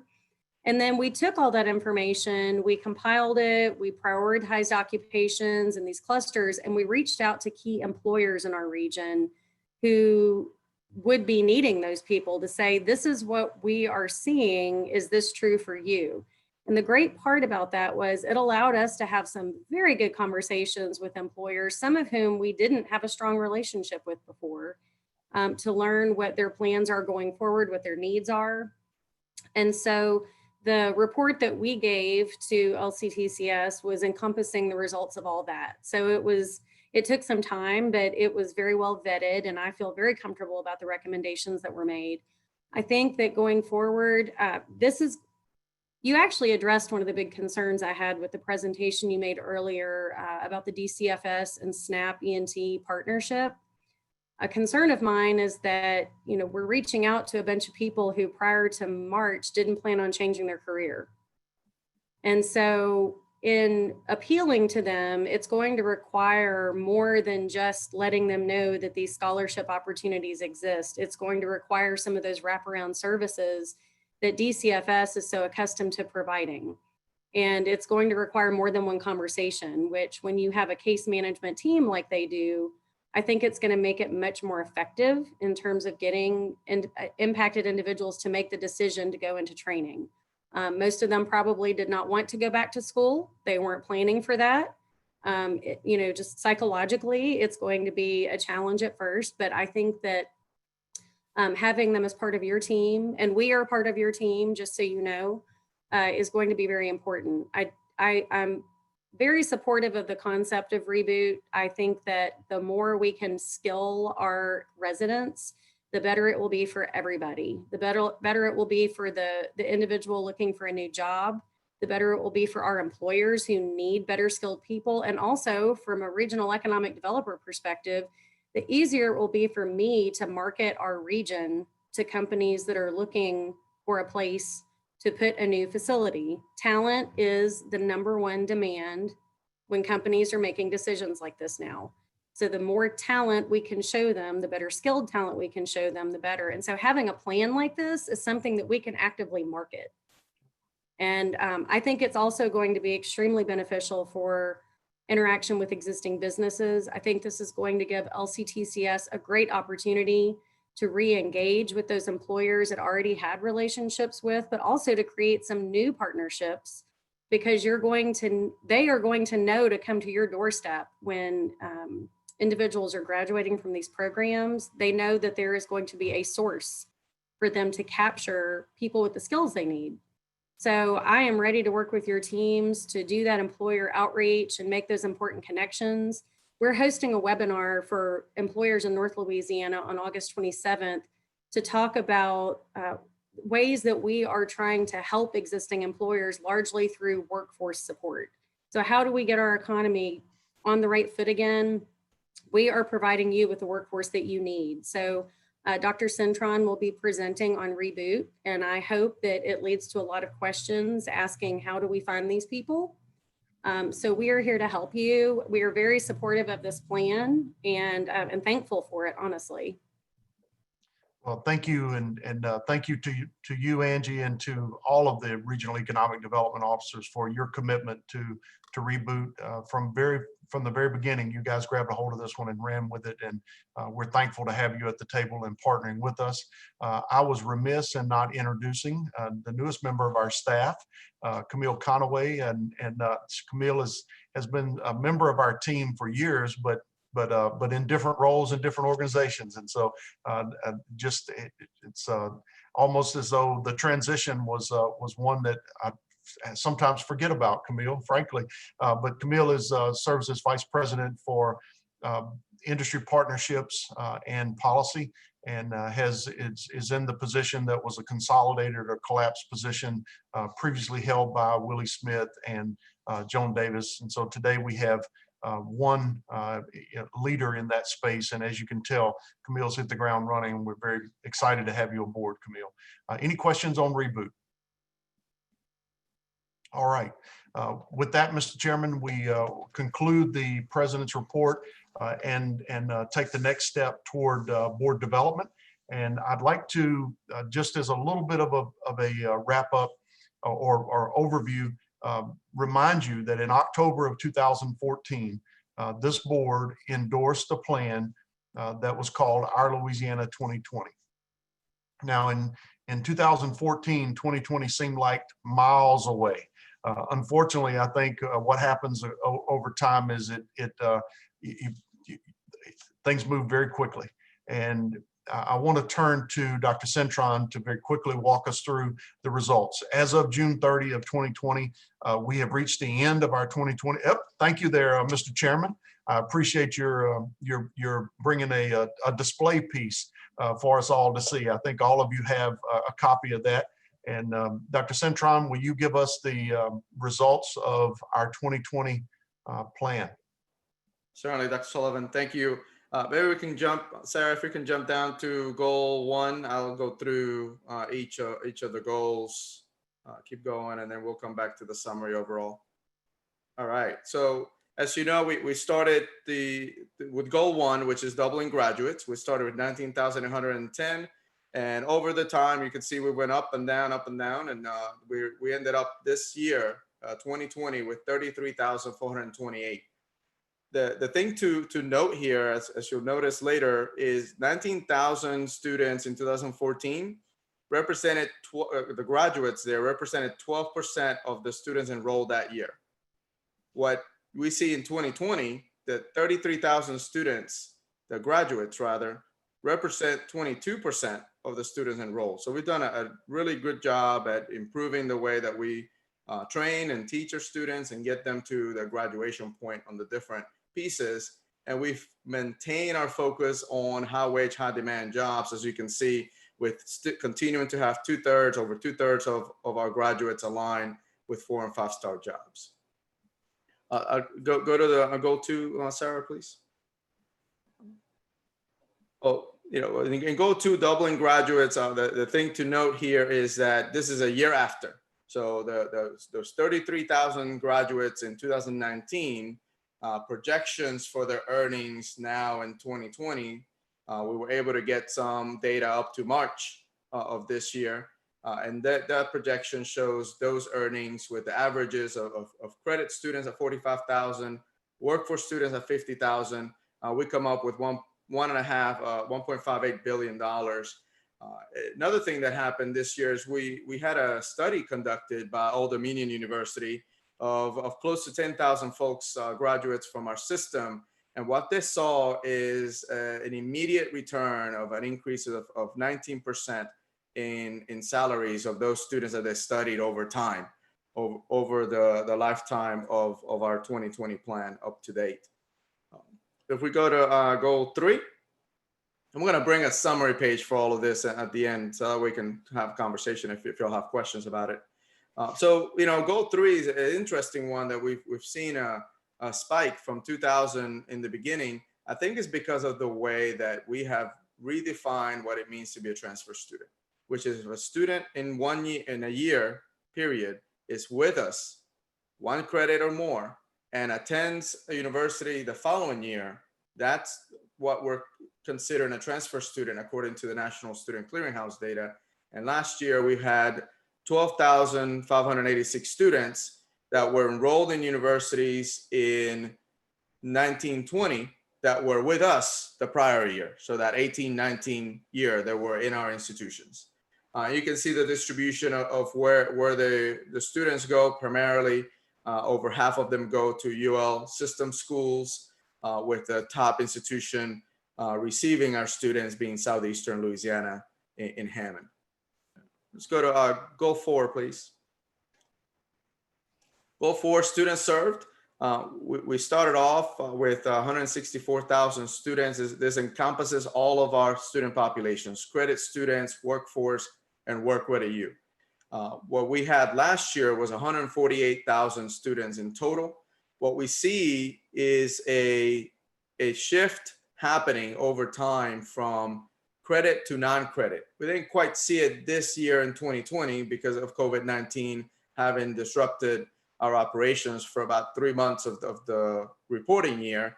But over time, what we have seen is a decline in credit enrollment to steady credit enrollment. Now a little bit of increase last year, but definitely an increase in our workforce training and an increase in work-ready youth enrollment as well. And again, we had COVID-19 affect our enrollment in workforce and work-ready youth over this year. But other than that, we ended the year with 148,000 students that we're serving in these 3 different types of courses. Let's go to goal 5, where we can talk about partnerships over time. We started off with our goal to reach 1,000 partnerships, with quadrupling this one from 244 to 1,000. We far exceeded that. We got really close in 2016. I was looking, we don't have 5 more partners, but we didn't have to worry about that. We finished 2020 with 1,951 over 40 partners that are multi-institution partners. You heard about one, Oshner, this morning from Chancellor Stricknell and Chancellor Smith, that are collaborating across multiple institutions. So we've done a great deal with building out our collaboration and partnership, as you heard from Angie White, as well, working with our regional economic development offices. This is one that early on we exceeded our goal. Let's look at goal 4, which deals with our foundation assets. And we had a target, goal 6, goal 6, our foundation assets, deals with going from 24 million to 50 million in this year, in the span of this time. And we were able to exceed that target by 6.7 million and get into that 57 mark, with 35% growth in endowments from baseline year, 50% growth in Louisiana-based donors. I mean, you can see the list of statewide organizations like Healthy Blue, Louisiana Motor Transportation Association, and others. This is the kind of work that happens when we have graduates exiting our institutions, going to work for organizations that become partners with us, and are also able to support us in our work through our foundation assets, and being able to provide students with scholarship and other things. So those are our 6 goals. If we go to the next slide, I believe that's a summary slide. And we'll be able to see the beginning and the end and how we ended up with each of the goals. Clearly, we've met double earnings, quadruple in transfer, quadruple in partnerships, and double in assets. And I think we've done a great job at our graduates with increasing the ratio of how many more graduates we're exiting each year. And we've done a fantastic work with our student serving, maintaining the level of the students that we're serving and making sure that we have access in areas all across the state. I'll pause here for questions or comments. Thank you, Renee. And I want to give a shout out to our chancellors, just tremendous work by that group. And in particular, the doubling of assets. The advancement officers have done an unbelievable job of raising money across the state. The performance is there.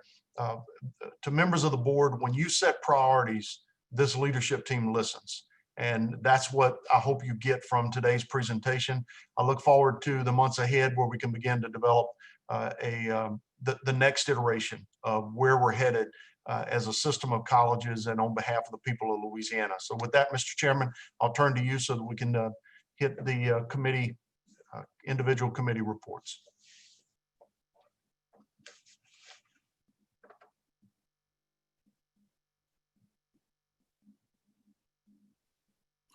Okay, thank you, Dr. Sullivan. Need to present the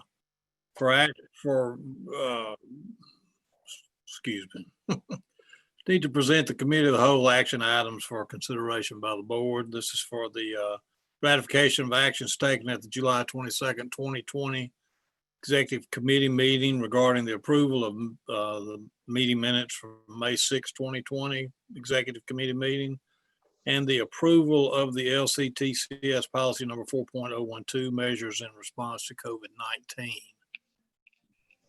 Mr. Chairman, this is Sarah. Can I note for the record that Supervisor Spears had to drop off and will notify us when he gets back on, if he's able to get back on before the end of the meeting.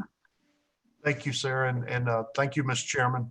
And I'm glad to take this one personally, just to move us through this discussion. I know that Dr. Campbell's available for questions in case there are questions, but the policy that is before you is one that comes as a result of the Department of Education asking that a process for the harassment, discrimination, and equal opportunity be spelled out for both students and for employees, so that there is some level of understanding across those two groups.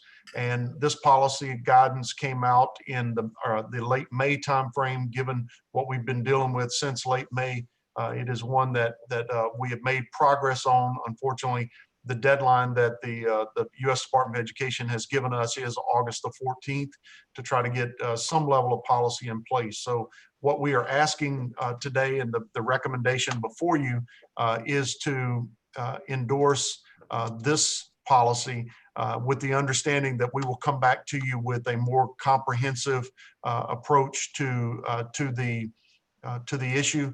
And as such, I will. Excuse me, Dr. Sullivan? Yes. I apologize. We were actually on item H1 and we did not have a motion for that yet, which was, we approved policy 4.012 during that July meeting. And I think you're discussing item H2 right now.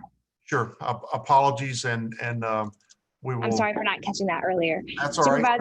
Supervisor Price had read the recommendation of the staff asking for ratification of the items that were passed during the July 22nd, 2020 Executive Committee meeting as presented. And those items were the approval of the May 6th Executive Committee meeting minutes and the policy 4.012, the measures in response to COVID-19.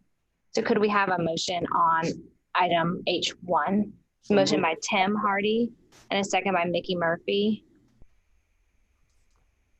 And we will have to do a roll call vote. Supervisor Price? Yes. Supervisor Mount? Yes. Supervisor Jackson? Yes. Supervisor Bradford? Yes. Supervisor Carter? Yes. Supervisor Roman Hardy? Yes. Supervisor Tim Hardy? Yes. Supervisor Erica McConduit? Yes. Supervisor Mickey Murphy? Yes. His sound was off, but I did read his lips to say yes. Supervisor Salah? Yes. Supervisor Smith? Yes. Supervisor Spawn? Yes. Supervisor Mitchell? Yes, ma'am. Supervisor Turner? Yes. Thank you. That motion is passed. And Dr. Sullivan, you can now read the recommendation for item number 2.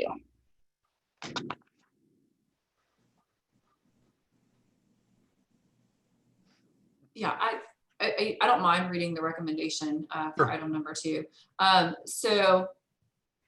Dr. Sullivan was saying, the U.S. Department of Education issued thousands of pages of guidance in May around Title IX, and it has taken pretty much all summer and then some time for our staff at our colleges and the board staff, including legal counsel, to understand what these thousands of pages mean. But U.S. Department of Education has put into place a requirement that all colleges and universities throughout the United States have something in place by August 14th. We still have legal counsel reviewing some of this, but August 14th is this week. So therefore, we are recommending that the board authorize the system president to provisionally enact a system policy on harassment, discrimination, and equal opportunity employment in compliance with recent updates from the U.S. Department of Education, Title IX, sexual discrimination, regulatory prohibitions. Furthermore, the president is authorized to take such action necessary regarding existing policies to implement the proposed policy prior to its final action by the board at the October meeting. So you could kind of think of it as we're asking to, on an interim basis, enact something to comply with the federal regulations by August 14th. And we will come back to you in October to formalize the actual policy. I move the president be authorized. Thank you, Mr. Murphy, for that motion. Is there a second? Yes. I second. Second. Second by Ms. Mount. Thank you. We'll do a roll call vote. Supervisor Price? Yes. Supervisor Mount? Yes. Jackson? Yes. Supervisor Bradford? Yes. Supervisor Carter? Yes. Supervisor Hardy? Roman?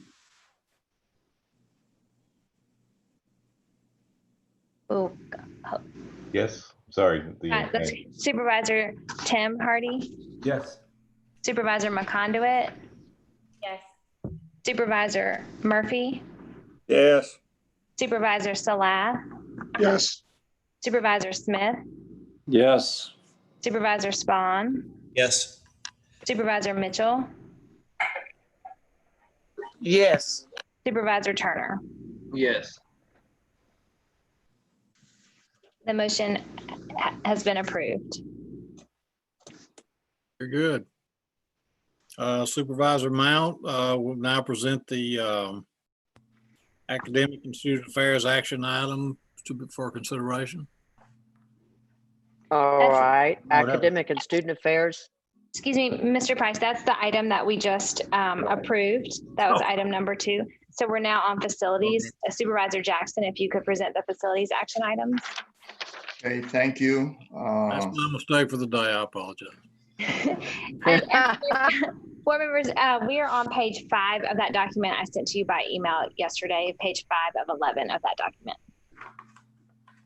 Okay, thank you, Mr. Chairman. Facilities capital outlay request for fiscal year 2021-2022. Yes, sir. Thank you, Supervisor Jackson. In essence, we are bringing before the board for final action the recommended list of capital outlay projects for fiscal year 21-22. We brought it to the board at the last full board meeting as a preliminary list, as we normally do. We are bringing it to you for final action. Nothing has changed since the final or the previous preliminary action. So in essence, nothing has changed. We are focusing most of our dollars on waterproofing and retrofitting of campus buildings as one priority. And there are still 2 other projects related to Fletcher regarding the maritime campus and also related to precision ag. But in essence, nothing has changed since then. We ask for your approval so we can move this to the Board of Regents for final action before submittal to the Division of Administration. Okay, thank you, Joe. You've heard the recommendation. Is there a motion? So moved. Motion by Ms. Second. Carter. A second? Second. And I'm sorry, who I was the second. second? Tari. Thank you. Is there any discussion? Sarah, you want to call the roll? Yes, sir. Supervisor Price. Supervisor Mount. Yes. Yes. Supervisor Jackson. Yes. Supervisor Bradford. Yes. Supervisor Carter. Yes.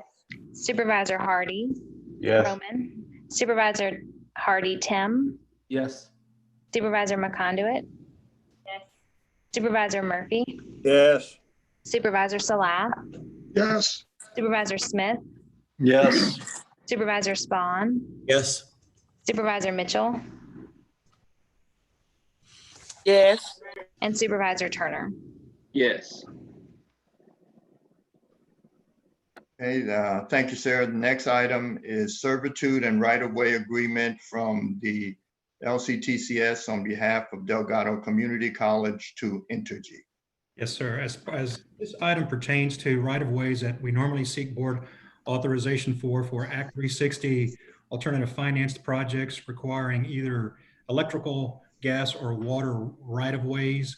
In this case, we are primarily and strictly only discussing the Delgado West Bank Technology Center Act 360 project, whereby Entergy is asking for a right-of-way to hook up the electrical to the campus.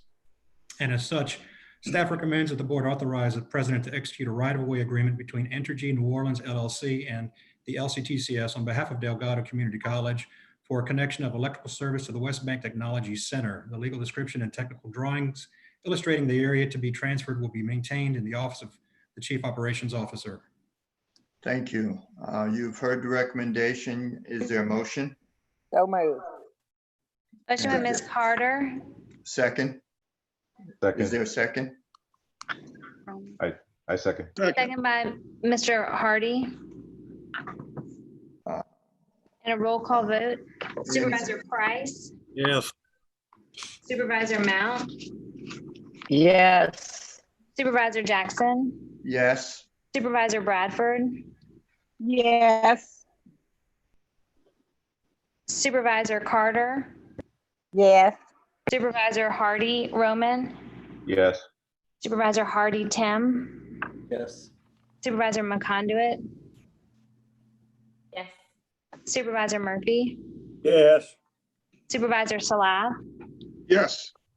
Supervisor Smith, Yes. Supervisor Spahn, Yes. Supervisor Mitchell, Yes. and Supervisor Turner. Yes. Supervisor Jackson, may I note for the record that items 5 and 6 both deal with facilities items, and we could hear both of the recommendations if we had a motion to approve them 5 and 6 in globo. Okay, thank you. Item So 5. moved. Ms. Mount, you made that motion to approve items 5 and 6 at the same time? Second. Correct. And then a second by Mr. Salah. And so we can hear the recommendations on item 5 and 6 now. Okay, Joe, you want to take that? Yes, sir. And I'll package them so the board understands kind of what's going on. So Fletcher, as you know, was built based on Act 391 funds that were provided back in 2007. And there was a 70-acre lease agreement with that construction of that campus. As 360 has rolled around, they have a project also out of those funds and also have recently received a grant locally to build to tack on to that Act 360 project. So as such, what we're requesting from the board is permission to carve out, redo the ground lease and facilities lease agreements for the Act 391 70 acres to carve out a piece of that property for the construction of these projects. And in the meantime, also, we're coming before you to classify this grant that we are receiving as an Act 959 project that the state basically allows agencies for projects under $5 million to self-manage versus running those through the regular facility planning process, which, as we know, can be quite cumbersome. So with that said, I will read both recommendations. Staff recommends that the board authorize the president to negotiate and execute all documents necessary to modify the ground lease and facilities lease agreements at Fletcher Technical Community College to allow construction of a workforce training center using Act 360 funds. The LCTCS Facilities Corporation must approve these agreements. And secondly, staff recommends that the board authorize the system president and the chancellor of Fletcher Technical Community College to complete all the requirements and execute all documents necessary to enhance the Act 360 Workforce Development Center project using the Act 959 process. Approvals from the Board of Regents, Facility Planning and Control, and the Joint Legislative Committee on the Budget are required for this process. Thank you, Joe. Do we have a motion? Sarah, do we already have a motion on this? Yes, sir. We have a motion by Supervisors Mount and Supervisor Salah. Okay, you want to call the roll? Absolutely. Supervisor Price, Yes. Supervisor Mount, Yes. Supervisor Jackson, Yes. Supervisor Bradford, Yes. Supervisor Carter, Yes. Supervisor Roman Hardy, Yes. Supervisor Tim Hardy, Yes. Supervisor McConduit, Supervisor Murphy, Yes. Supervisor Salah, Yes. Supervisor Smith, Yes. Supervisor Spahn, Yes. Supervisor Mitchell, Yes. Supervisor Turner. Yes. And the motion to approve items 5 and 6 has been approved. Mr. Chairman, that concludes the facilities reports. Thank you, Supervisor Jackson. Now move on to Supervisor Slade, who will present the finance items for Thank you, sir. consideration. Thank you, sir. The Finance Committee presents fiscal year 2021 operating budget for the LCTC entities. Yes, sir, Supervisor Salath. And just to give some perspective, this by no means is the action on the operating budgets per se, but it is the allocation of the state funds and the general fund dollars or budgets to the colleges to basically give the board some information in terms of how colleges were appropriated this year as compared to last year. We will definitely come before the board at the following meeting with operating budgets for the colleges to act upon. Again, the colleges are currently closing out the prior fiscal year, and they will include that information in their operating budgets in addition to budgeting FY21 dollars. I would like to note, as I mentioned before in the board item, if you look at the second page of the document itself, you will see that, again, based on appropriated levels last year as compared to this year, there's reflected a $21.7 million decrease in state funding. that's on paper, as I said before. What you don't see, and really no one sees because it was done at the very last minute of session, was that we brought in roughly $16 million in federal money to backfill the fiscal year 20 budget to carry those dollars into this year. So just to give you some perspective, so once those dollars are factored in essence, most everyone is seeing a 3% decrease in state funding. In some cases, actually some additional dollars, not much, but it narrows that spread of the cut that you see, where you look at this document, you see some colleges only get a minor cut and others getting more. The bringing in of those dollars really narrows that down. I know it's a lot of information, but with that said, I would like to just recommend that the board approve the FY 2021 operating budget allocations of the LCTCS colleges and the board office. These are unusual times, unusual budget. You heard the recommendation. Do I have a motion? So moved. I move approve. Motion by Mr. Jackson, second by Mr. Murphy. And before we go with the roll call vote, I think that Supervisor Smith has a question. Yeah, I do. Thank you, Sarah. So Joe, as always, both when we have budget increases and budget reductions, the impact varies among the institutions. I guess my very general question is, what's the driver for the different impacts of this, in this case, a budget reduction among the schools? And what I mean by that is some of them are reduced by 15%, by 12, by 20, et cetera. Just, can you give us a sense of what's the driver about how different schools are impacted differently?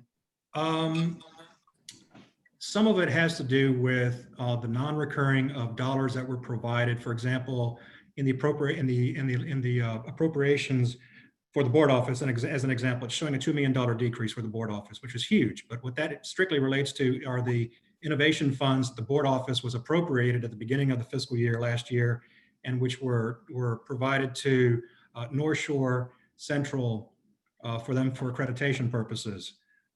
There are some other minor changes among the two, but what I want to stress is that these changes, they look extreme on paper, and that's all that they are really are on paper. What you don't see and the public doesn't see, because it's not in a public document as of this point in time, is when we brought in, or the state brought in these carryover dollars from fiscal year 20, that spread of differences among colleges really is a net of maybe 4 percentage points between all our colleges. So whereas in this document, you might see a 15 to 20% spread among our colleges in terms of a cut that they're getting to the state funds, when we bring in these outside dollars from the federal government, that was the great equalizer that in essence narrowed that spread so that our colleges really are being treated fairly consistently across our system. So Supervisor Smith, if I may, just to add to what Joe has said, there really are two drivers behind that. One is just purely how institutions are performing within the model, within the funding formula. And then the second component is the accreditation dollar. You'll see Central, North Shore, and Northwest are buoyed a bit by that $300,000 for each of those institutions. The federal dollars really make the issue more cloudy, if you will, but there's typically not as broad a range from one year to a next as what you see here. So certainly appreciate the question. Thank you. Okay, you've heard the motion. We have a second. Sarah, you want to call the roll? Yes, sir. Supervisor Price? Yes. Supervisor Mount? Yes. Supervisor Jackson? Yes. Supervisor Bradford? Yes. Supervisor Carter? Yes. Supervisor Hardy? Roman? Yes. Supervisor Hardy? Tim? Yes. Supervisor McConduit? Supervisor Murphy? Yes. Supervisor Salah? Yes. Supervisor Smith? Yes. Supervisor Spahn? Yes. Supervisor Mitchell? Yes. Supervisor Turner? Yes. Thank you. All right, the next item is professional services contract between Page Up People Limited and Louisiana Community and Technical College Systems. Yes, sir. And Sarah, I'd like to ask, are we going to be taking any of these action items in Globo in sections? Joe, I think it would be safe to hear all of the contract descriptions, and then we could have a motion to approve items 8 through 11 as presented. Okay. Joe, it might be a good idea if you want to go ahead and do the update on the IT front overall prior to hearing the items. Thank you. Definitely. That's what I was going to do. So as some of you are new members, I would like to give kind of a brief overview of where we've been and where we are, and I'll try to keep it brief. So prior to Banner in fiscal year 11, we as a system of colleges were to some extent on a platform called PeopleSoft. Not everybody was on it. Delgado was on their own system, Bossier was on their system, and so was our CC. And even those of us that were on PeopleSoft were really only using it for financials and HR. We did not have a student module that was operating. So as BRCC Delgado and BIPC's systems were becoming end of life, and instead of them making their own investments in their own systems, we as a system and you as a board thankfully took action for us to engage in a process of vetting vendors to basically to shift all of us from our various systems onto Banner. And with a grateful infusion of an investment from the state, roughly about $20 million from the division, we moved with using Banner as our source for everybody. And in essence, in June of 11, we began using it for our financials as it started the beginning of the fiscal year. And in calendar year 12, we began using also the student and HR modules of Banner. So that in essence, and within a 6-month period of time, we basically moved everybody onto one system across all our colleges and have been using that system ever since then. It makes us a very unique system in higher education. LSU, nor Southern, nor any of the UL schools have the capability that we have, in the sense that we are on a single instance for all our student data, our financial data, and our HR data. I literally have been in meetings at the Board of Regents where questions have come up about certain expenditures, and all the other systems have to say, well, we'll get back to you on that. And I can pick up my phone. I've typed an email to my office here to say, run me a query on this data. And within 5 minutes, I've got an answer. This is a very robust system. And to give you some idea of exactly how robust it is, I'd just like to throw out some statistics. And you can take them for what you want, but some of them even surprised me. Since we've been running Banner, we have roughly 22,000 employee records with 1 million payroll payments having been made, totaling $1.1 billion. We have 1.3 million in accounts payable records that we have processed, totaling $5.8 billion in payments. On the student record side, we have 1.3 million student records in our system. And the reason I just want to throw these out to you is that this system is a very database intensive system. Because while we have one system, we have separate accounts, so to speak, for each college where their data, they can't see each other's data. They can only see their own data, but yet we have to have some functionality so that if a student who is currently registered at BRCC wants to register at RPCC down the road, they can go down there and very quickly have their student record pulled up and they can carry on with their registration. In addition to that, we've done some improvements to the system as tack-on items. And the reason I reference that is because we do have one before you today. And in essence, Banner is a good system in its vanilla form. And we are unique in the sense that I don't believe there's any institutions or any system in the nation that really uses Banner like we use it across multiple colleges. In many cases, you'll find it run by one college only, one single instance. And so what that presents to us as a system is it does present some challenges that whenever we have a need to facilitate functionality while recognizing some unique characteristics of our colleges. Obviously a Delgado or a BRCC has a different need than, let's say, up at Delta, or Northwest or Central with the very rural campuses in terms of their workflow.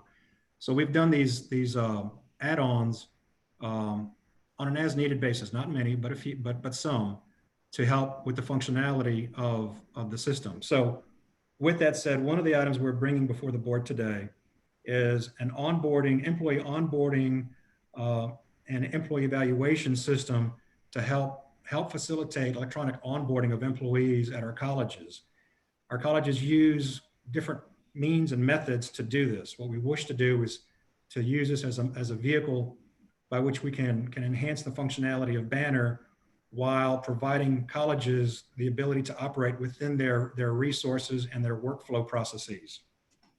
PageUp is one of those companies that the HR group went through along with a bunch of other vendors to vet, to see who would be the best product for our need.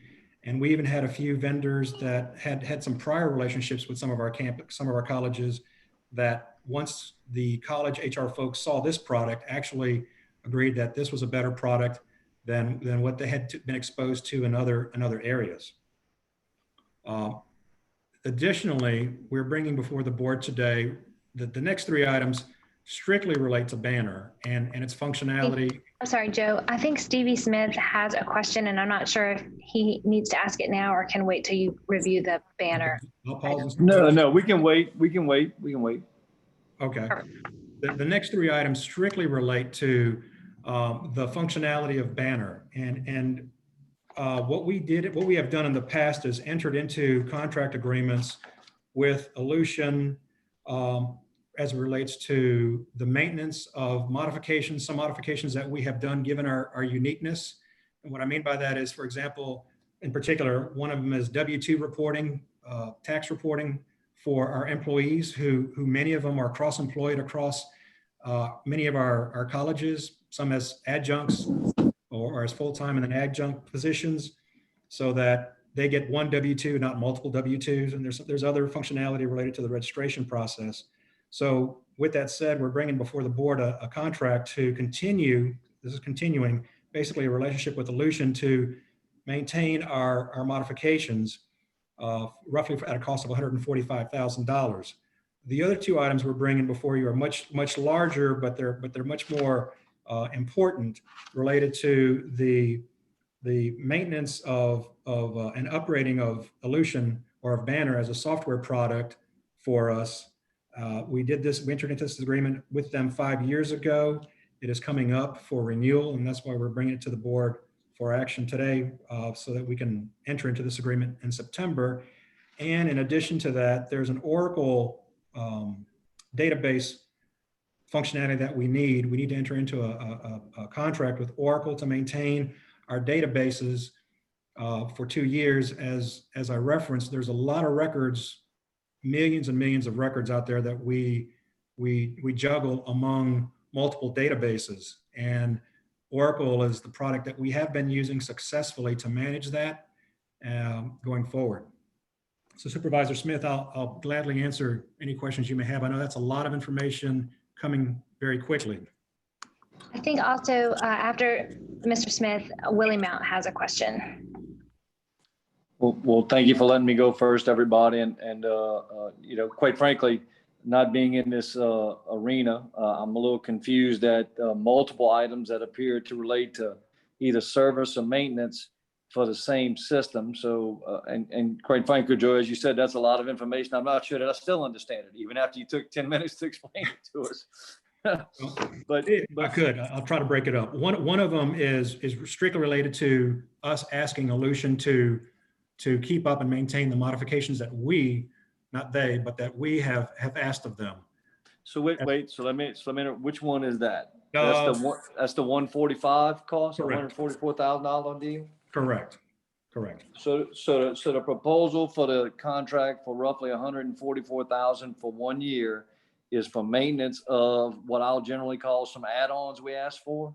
Correct. Modifications that we requested of them to use and using Banner. Okay. And then the other two items, which are one of them is apparently with Aleutian and the other one is apparently with Oracle. Those are other again, it looks like it's service and or maintenance items for the systems that are different from the first one, apparently. Yes, correct. The one with Banner, in essence, as with all platforms, usually when you purchase a platform, you buy the software.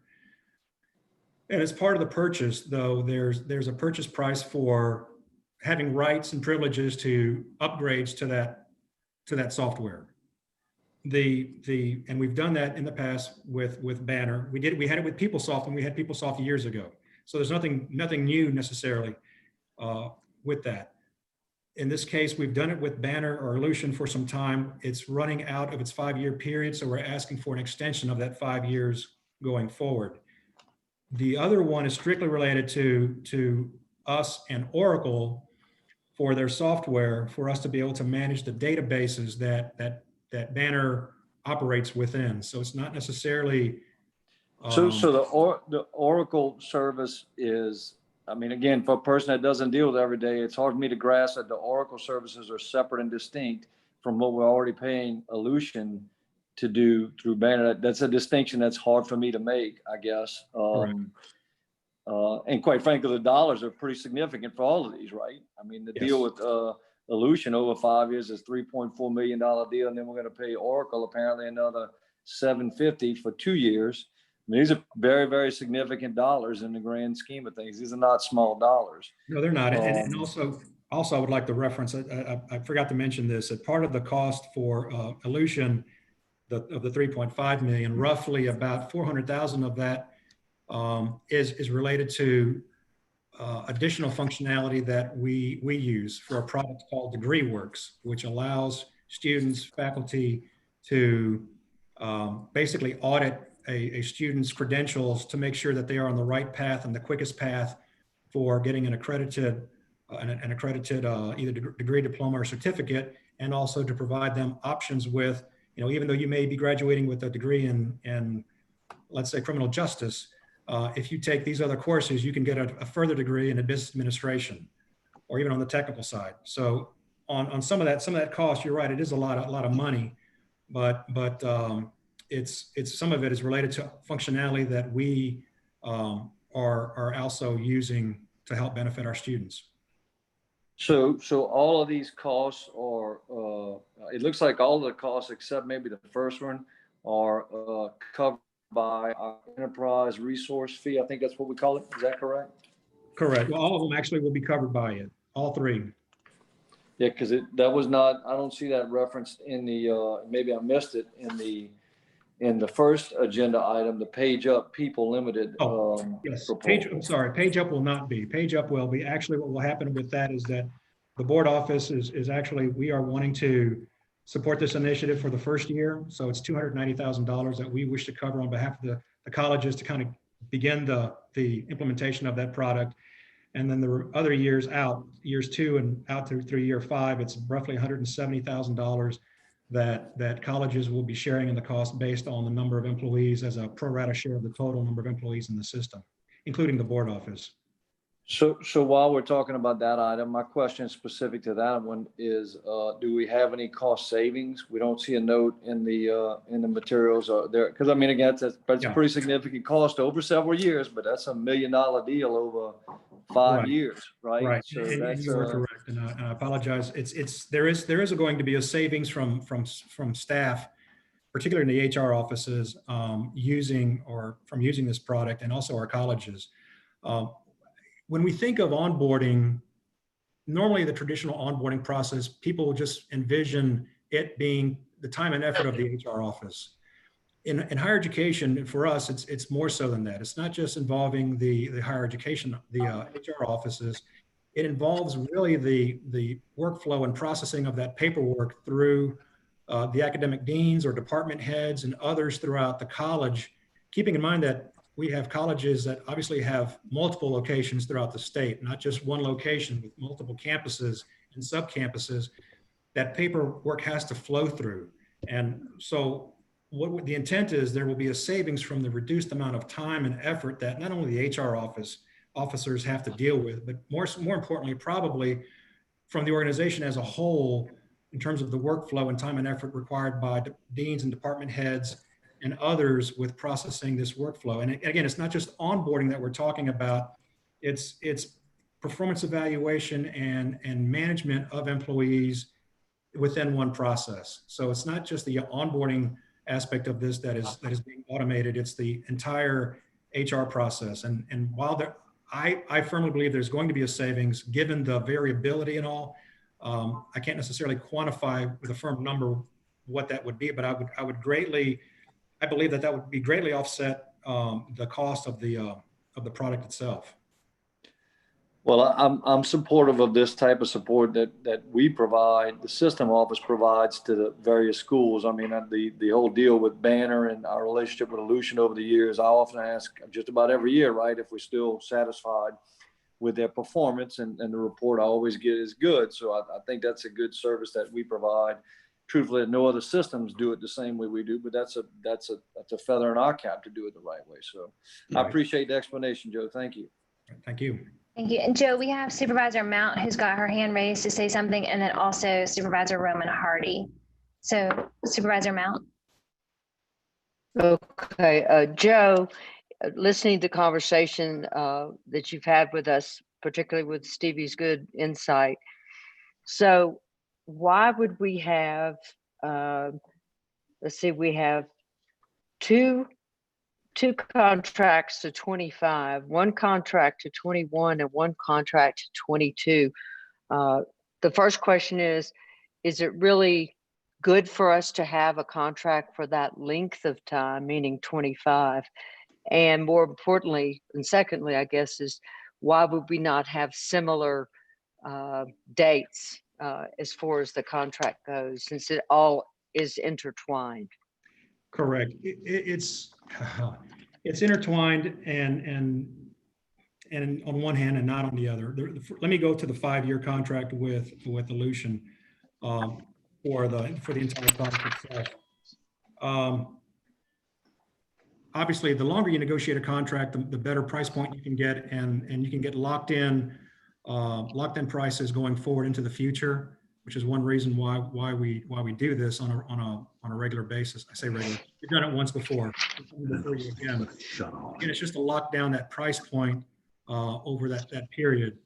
If we did it on an annual basis and we had to renegotiate that contract amount, we just don't know or couldn't guarantee whether or not we would still keep those price points going into the future. So it's one reason why we do the 5 years. And obviously with all contracts, there are always clauses for getting out of contracts given appropriation and other issues that may come about that allow us to terminate those contracts with proper notice to the vendor. On the Oracle agreement for 2 years, right now, it's my understanding from our CIO that there's only a need for that product at the moment for 2 years as we see it currently. That as Banner develops and goes forward, that we will at some point no longer need those services to the extent that we need them. We will need them to some extent, but not completely from Oracle. And that's why he's recommending a 2-year engagement with them. Regarding your question about the 1-year contract for the maintenance of our mods, in all honesty, I don't necessarily have an answer. Supervisor Mount, if I may, on the maintenance front, because there are constantly changing support that is necessary, we will, for instance, we may have a modification to the software that may require maintenance that is different than the maintenance we have in the current contract. As we go through time, that base product, negotiating a 5-year deal for the base product makes sense, as Joe pointed out, because it drives down the price point.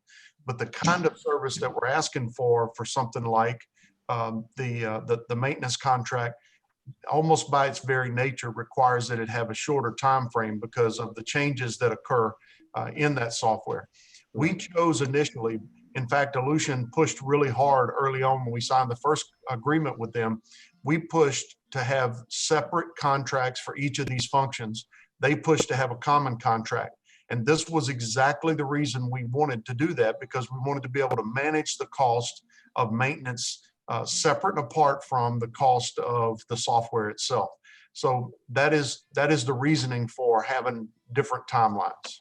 Right, and back to Monty's point, I was kind of heading that direction on the maintenance is again, that cost may vary because again, as Monty's mentioned, the software may change, but also our needs may change. We may actually add for further modifications. Not that we know of any at the moment, but as time goes on, we may actually ask for further modifications, which obviously would necessitate an increased cost. Okay, I appreciate those comments, and that certainly makes sense. I guess just my follow-up question would be, and I'm assuming you already do this, which would give us a kind of a data report, way we can measure what we're doing as far as the different contracts, the different number of years, and the benefit that shows for us is saving money, but being efficient, providing the services. Yes, ma'am. Great suggestion. Okay, thank you. Thank you. And we also, I think, have a question from Roman Hardy. Yeah, thanks, Joe, for the update. I'll try to be quick. 2 quick questions. So are we considering, is Banner hosting for us, or are we running our own servers? And is that an option for us to reduce cost? They're hosting us actually in AWS, Amazon Cloud Services. Okay. And you mentioned customization and the link to the costs, the maintenance costs. Is there philosophically any room to move toward less customization and use standard solutions as a way to reduce costs over time?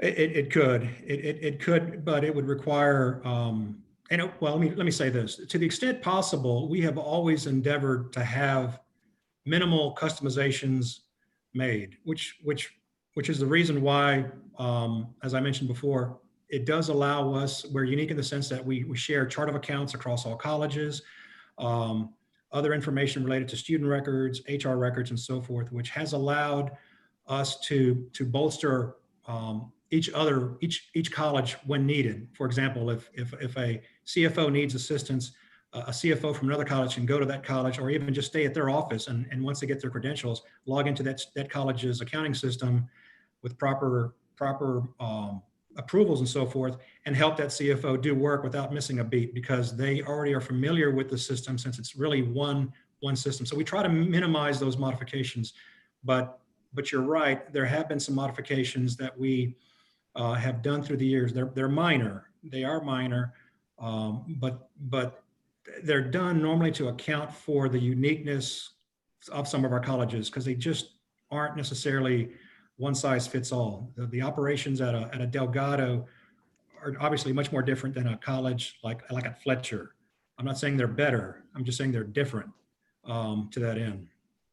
But we do try to minimize that. And again, for a system as large as it is, $145,000 to maintain these mods. Some people may think that's a lot of money, but really in the grand scheme of things, it's not. I don't mean to say it like that, but going forward, I will say this. Every time Dr. Sullivan, and Dr. Sullivan, I'm looking at you here, you say Workday, my eyeballs get big, and everybody's eyeballs get big when I tell everybody else about, hey, what would you think about us going to another product? And even though there was a lot of consternation migrating off of our own systems back onto Banner, I think now most of us who do deal with Banner are very, very happy with it. Sure, we don't like all of it necessarily. If you ask about your online banking experience, I think all of us would have our own ideas about how it could be better. But I think given all that's been invested and all that's we've gone through with it, I think people are very, very pleased with its robustness that it provides us. And before doing anything, most people probably at our colleges would look very hard at something before we kind of migrate easily onto something else. Okay, yeah, thanks for the response. And maybe the only encouragement is just make sure the customization stays in the forefront, and over time, most definitely push toward common solutions will reduce our costs. Most definitely. And again, I personally take some sensitivity for that issue, because not only are we any kind of mod you do, it requires Aleutian's involvement, but it also requires our IT staff's involvement. And it's an involvement that starts and it never ends. You have to maintain that support going forward. So I'm very sensitive to that issue.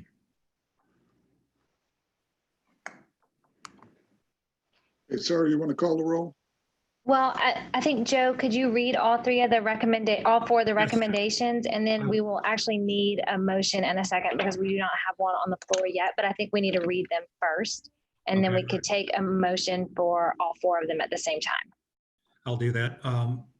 Staff recommends item number 8, staff recommends the board approve a contract between the LCTCS Board of Supervisors and Page Up People Limited to provide software implementation, licensing, and hosting services for an automated recruitment, onboarding, employee evaluation, and development system effective September 1, 2020 through August 31st, 2025.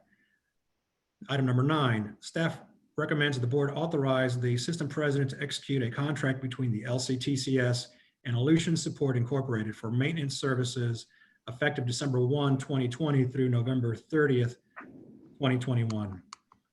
Item number 10, staff recommends that the board authorize the system president to negotiate and execute a contract renewal between LCTCS and Elution for software support and maintenance effective October 1, 2020 through September 30th, 2025.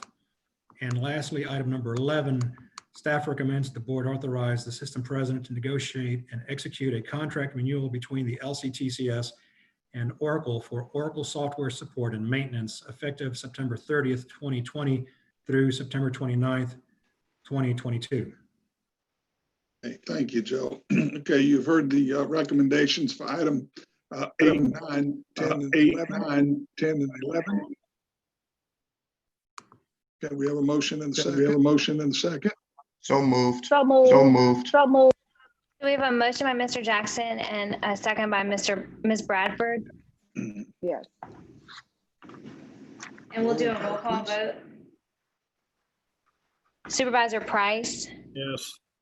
Supervisor Mount,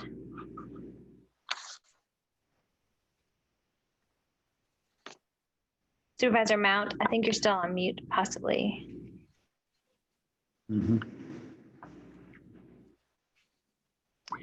will come back to Supervisor Mount. Supervisor Jackson, Yes. Supervisor Bradford, Yes. Supervisor Carter, Yes. Supervisor Hardy Roman, Yes. Supervisor Hardy Tim, Yes. Supervisor McConduit, Supervisor Murphy, Yes. Supervisor Salah, Yes. Supervisor Smith, Yes. Supervisor Spahn, Yes. Supervisor Mitchell, Yes. Supervisor Turner. Yes. Supervisor Mount, are you back with us? Yes. Can you hear me? We can hear you now. Yes, ma'am. Do you approve that motion for 8, Okay. 9, 10, and 11? Yes. Fantastic. The motion has been passed for items 8, 9, 10, and 11 without opposition. Thank you. That concludes my financial report. Okay, thank you, Mr. Salat. Monty, would you, would you like to comment on executive session? Yes, so item 12 that is listed on your agenda, the finance agenda now is pending and potential litigation update. We will postpone that given the hour and deal with that one at our next board meeting. And we can turn now, if you would like, to the consent agenda. You see that agenda there in front of you. As was referenced earlier by Chancellor Smith, there are a number of items from Baton Rouge Community College.